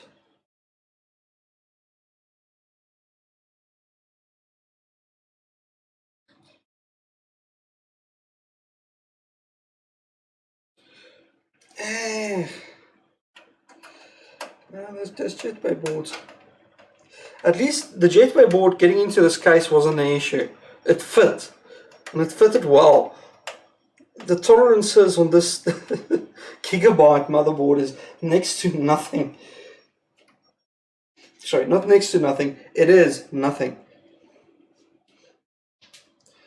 Ah, that's sexy. Fully. Let me turn that for you so that you can see. That is 100% fully propagated. I'm going to have RQ configs from here to Kingdom Come, but that's fine. I will fix the software issues. I mean, if I could get the jetway board to be stable, I can get this to be stable. What is nice is I'm going to be able to do it while I've got SATA. already tested this controller and it perfectly detects that SSD. If not, I'll desolder the BIOS chip and I will personally reflash it. Come on, you. Get in there.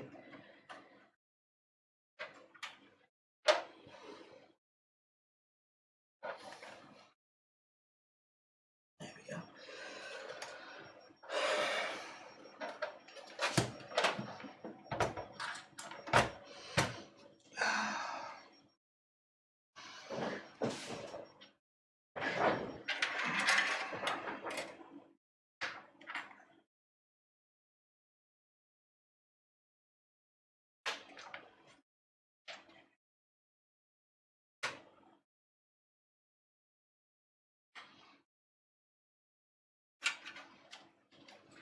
Cable management. What's cable management? Dude, if I had like an infinite amount of money, I'd get everything I need to. Trust me. Not just Webcaster X1. I would get absolutely everything in existence that I need. And by the way, that Webcaster won't work for me because it doesn't capture 320 by 240. Sorry.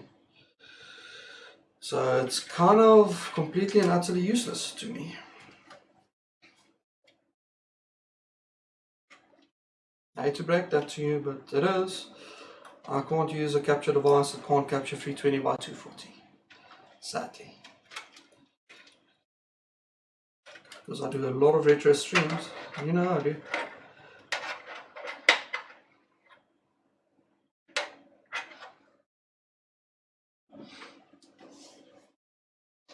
That's the one nice thing about this case, you can hide all of the cables and the mess at the back. And you can hide behind it yourself and no one can see the pity or the shame in your eyes of building a system that's completely over the top. Hey, at least I'll have Ethernet again out of this machine. I can get on the internet and SSD.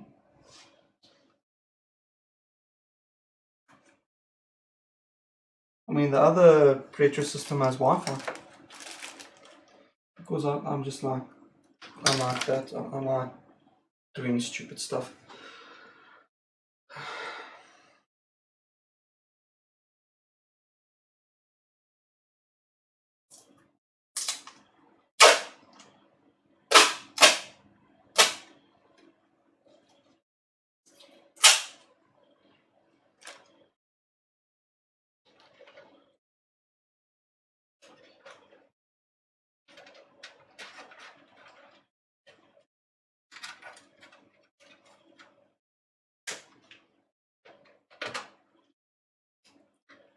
I will ask them.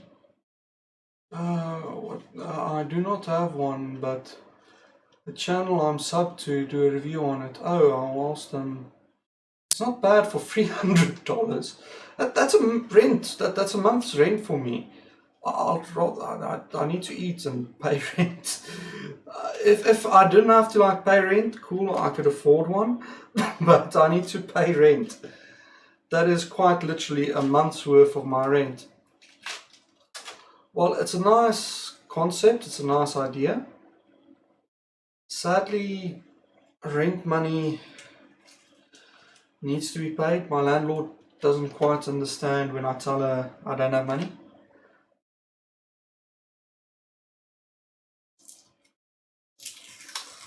So yeah, and Evert's mentioning shipping tax as well. So when you add all of that stuff together, importing stuff just becomes like silly money.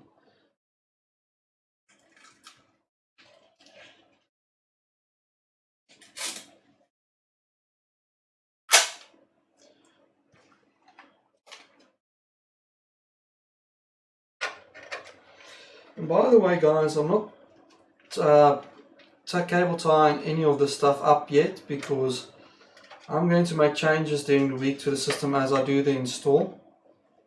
And chances are by the time you guys see this next time it will be completely different. So I'm using a tape just to hold everything together for the time being, and then I'll close the back panel off.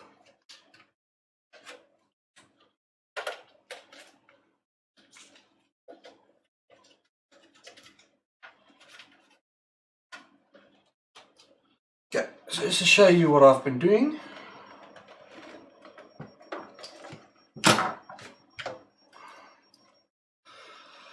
So IDE cables nicely at the back, there's some tape just holding the cables nicely down for me, and then what I will do is I'll wrap these up and clean them up when I'm done with the testing on the system, because I know that this isn't its final configuration, especially with all of those cards. I'm going to have, like I mentioned multiple times, IRQ heaven or hell. I'm going to run out of IRQs and stuff, which is really going to suck the living out of me. And you guys can probably see now why I added that extra cap. Because, well, I'm going to max out the PCI bus.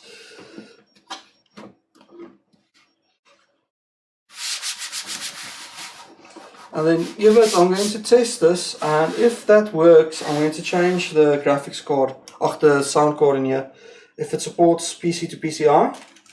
But I don't, PC to PCI needs a bridge, right? Or something of the sort. I'll have to check to confirm.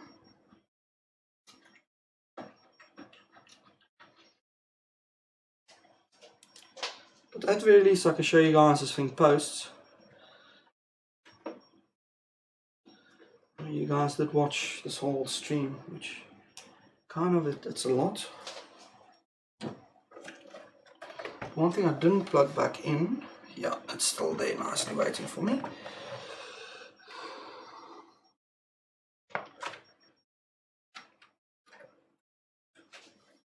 Where is CD? It's the second one. Oh, come on, you can't be too short. Just a little bit more. There we go.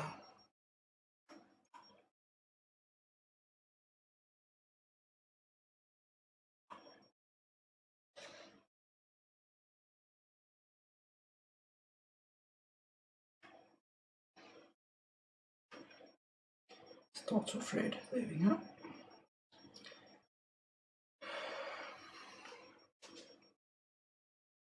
That's it.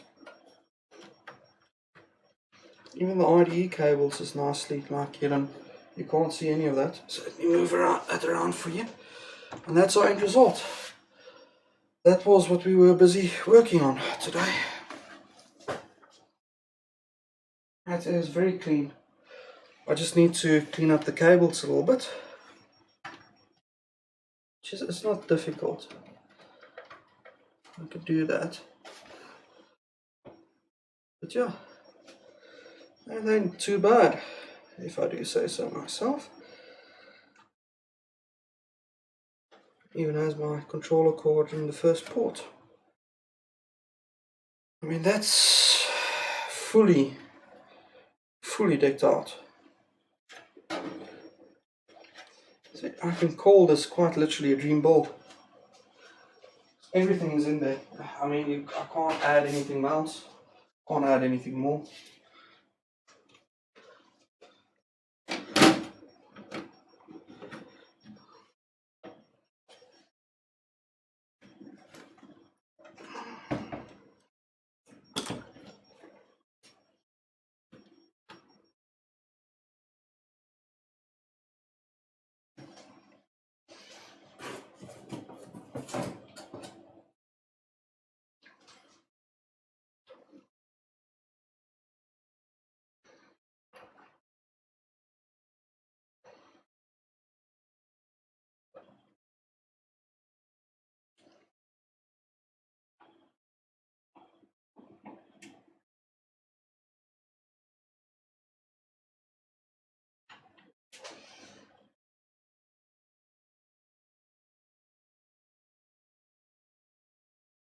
Let's see if this boots quickly.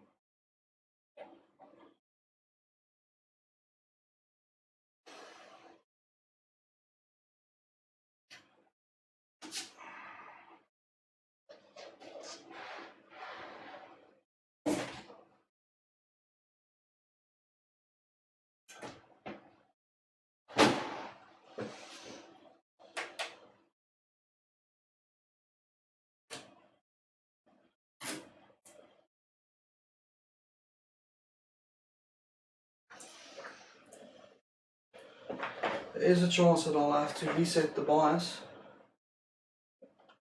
Oh, it gives me a black screen and doesn't boot. Because I swapped the CPU around, remember? Oh. No boot.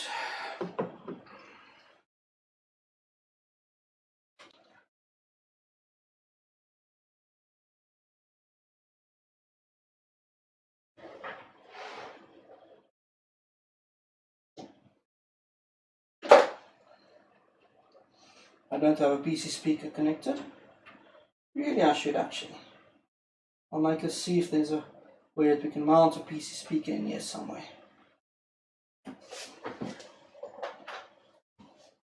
Fans are pretty silent, to be honest.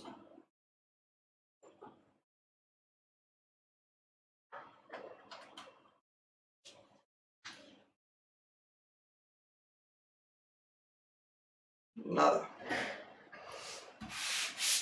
But I'm getting a flashing power button. Let's switch off now.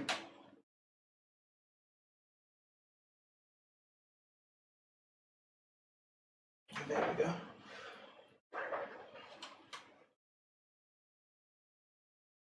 There we go. First time it was just configuring like the CPU. Our CMOS check error default's loaded. It needs a new CMOS battery. No surprises there.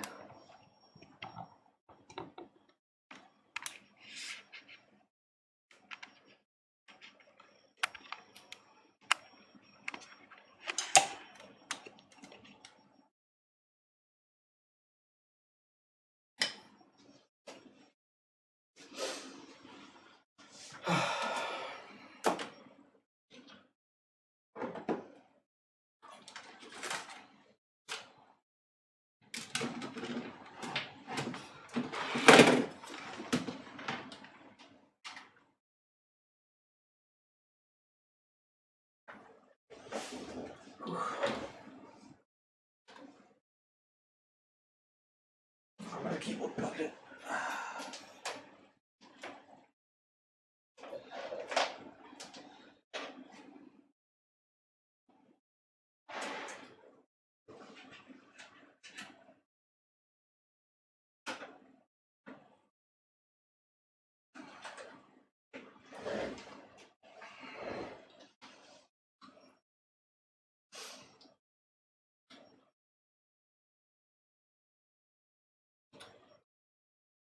CPU clock ratio is 8 times, so if I take that up to like 120 megahertz, it should give me quite a fast processor. It should still boot.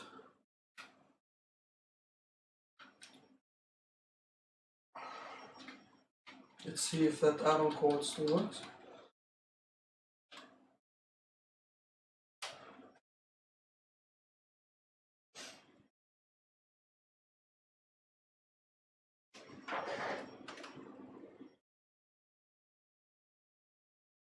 Yeah, add-on cord still works. That flashed there quickly. IOQ conflicts, SMB bus, I'm going to disable that. That's sharing one of my display controller and one multimedia device. I wonder what that could be. Serial bus, mass storage is sharing as well as the ACPI. But I think what's happening is the onboard audio is still enabled. The line is on the screen because I'm a broke person. I don't have money to buy a new screen. I've had a broken screen for like 3-4 years. If you check my Twitter, I tweeted about it when it broke.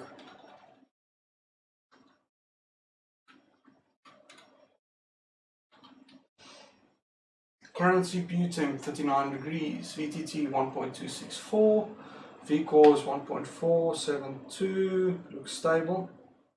It drops off to 5.6, but it could just be due to load.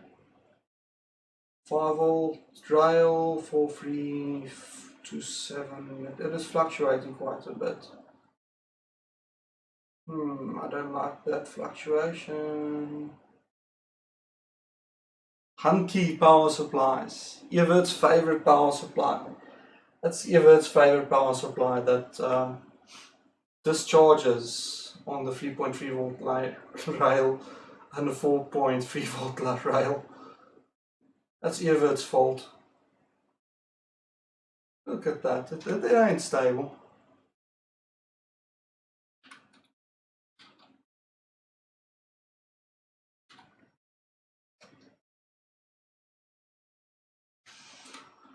Integrated peripherals.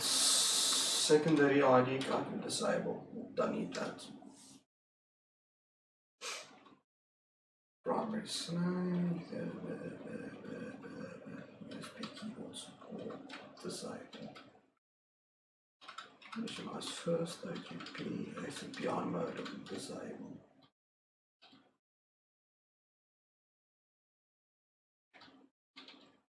That should clear some of it up.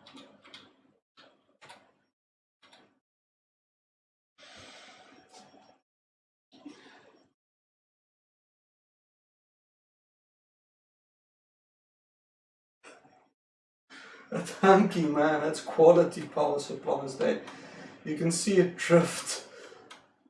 Now I'll sort that out. It's probably something silly.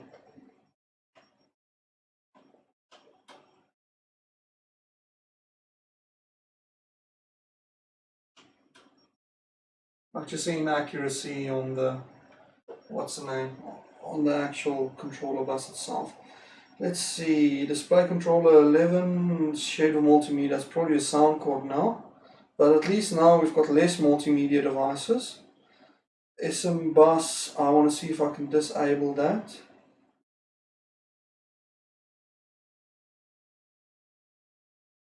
But yeah, no, that'll work. I also have to see where I can disable the SM bus.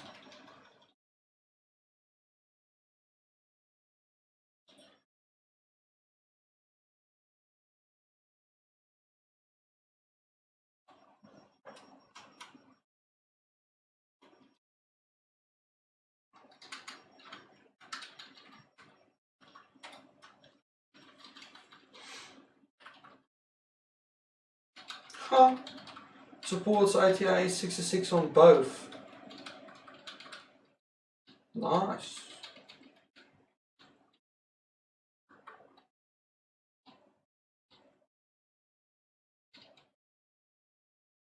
AC back function, cane port. MIDI. No, what the? Huh? This thing has... Wait a second here. This onboard soft audio card, RQ5 330. This should have DOS compatibility. The SIGTEL has DOS compatibility. What the fuck? Okay. Or is this PCI to... could be PCI, PC to PCI. If that is the case, that's cool.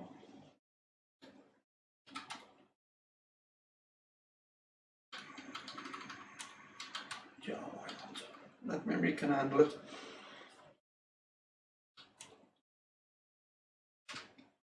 Can set individual buffers.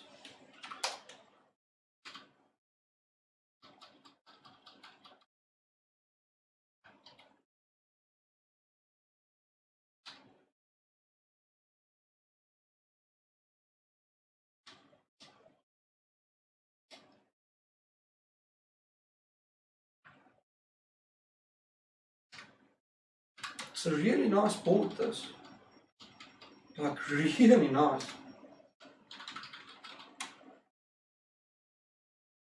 Oh, look at that jumps. Ooh. Hunky, man. Just joking.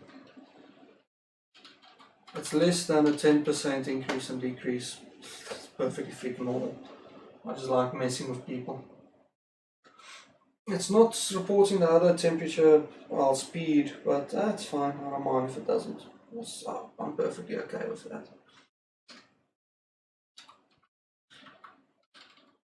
Let's have some fun, shall we? So if I take us up to 110, it should still post. That should give us 156, but I should be able to take it more than that.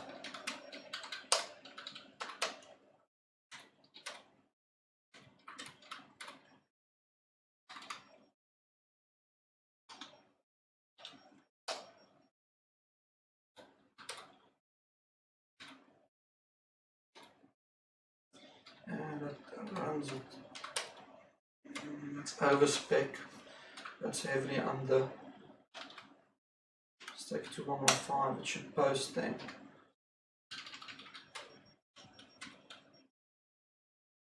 If it doesn't, that's fine. I need to replace the BIOS battery anyway.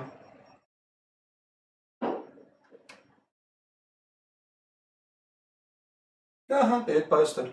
What are we at? Let's see, that should take us up to 1.56. No, a bit over that. Let's pause. Yeah. No, quit that. See guys, this is why I got a Patreon, is because I can buy replacement stuff. So that I can have screens that work and stuff that works. So we don't have to go through this sort of bullshit.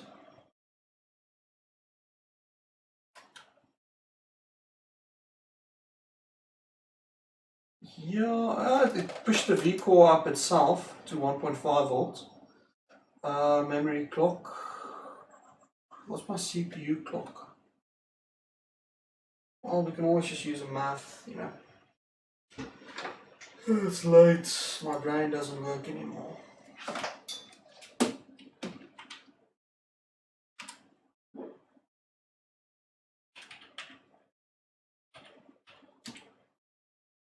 No, that can't be right. 115 times 8. 920. This motherboard is not giving me the correct multiplier. Oh, that's fine. Okay, so it's supposed to be times 14. That's the max this processor goes to. So 115 times 14. That might not post.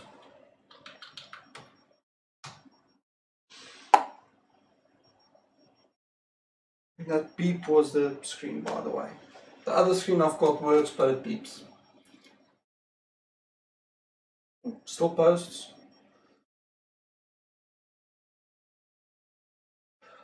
So, 115 times 15. So we're running it at 1.725 gigahertz.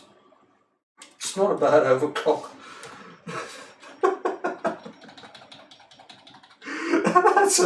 That's a very good overclock if it posted at that. I just want to see if I can pause or something. So I can go back, hit that.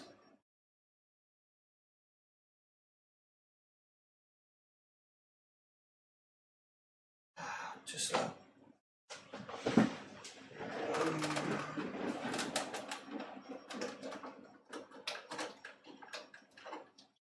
Let's VGA in, let's unplug DVI.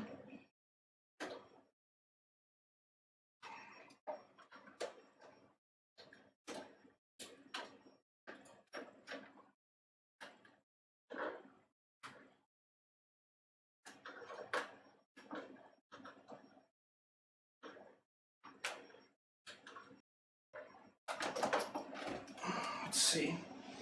Now theoretically if I restart, it'll tell me what megahertz it's running at. It's too quick. No, not too quick. Control delete.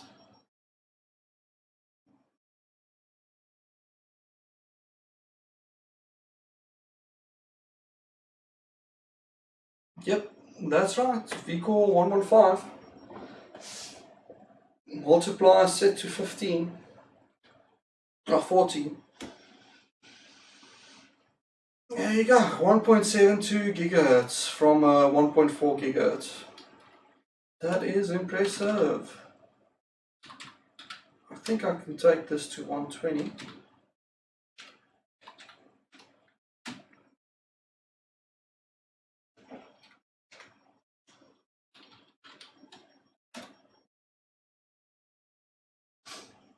The RAM should handle it.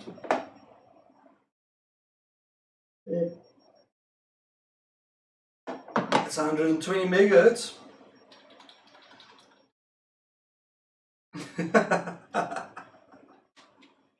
120 times 14. Holy crap.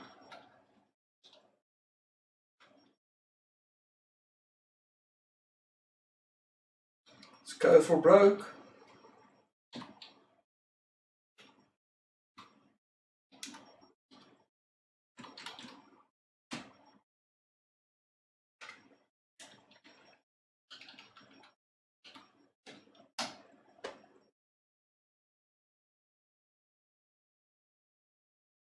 Yvette, what's the record for 1.4 gigahertz overclock on a Celeron 1.4 gigahertz? There we go. It's unstable at 120.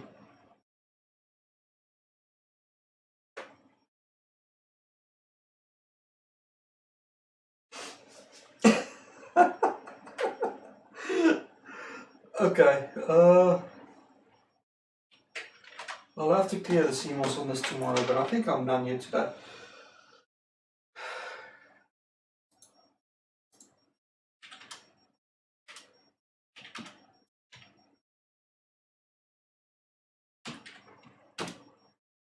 .68 gigahertz.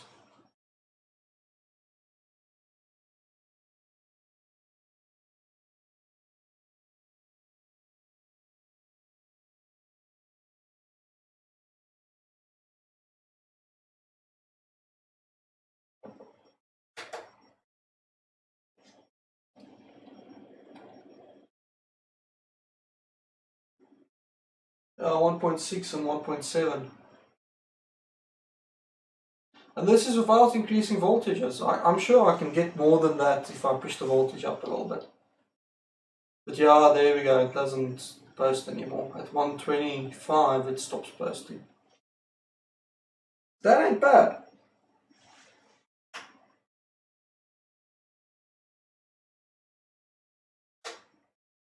So when you get the Telatin into here and I start volt modding it a little bit, I think I'll be able to hit higher than that.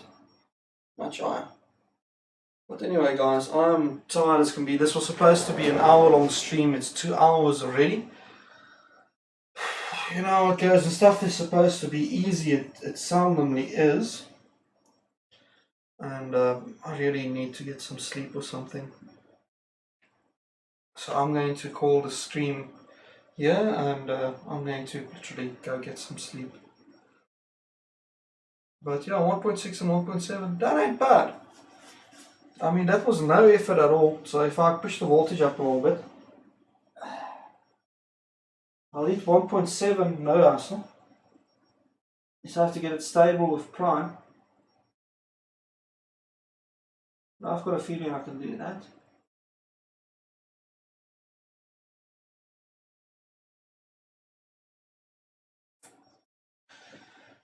I could even take the, if I run the multiplier a lot lower. I was running the multiplier at 9 just now, and it was fairly happy doing it less. I can run the memory at 133 and then slowly increase it. That ain't bad. Not bad at all. Everything booted. I'm happy. Anyway, cheers guys. Long stream. Hellishly long stream. The stream will only be live quite a bit later. I'm not going to put it live right now. So until next time, cheerio.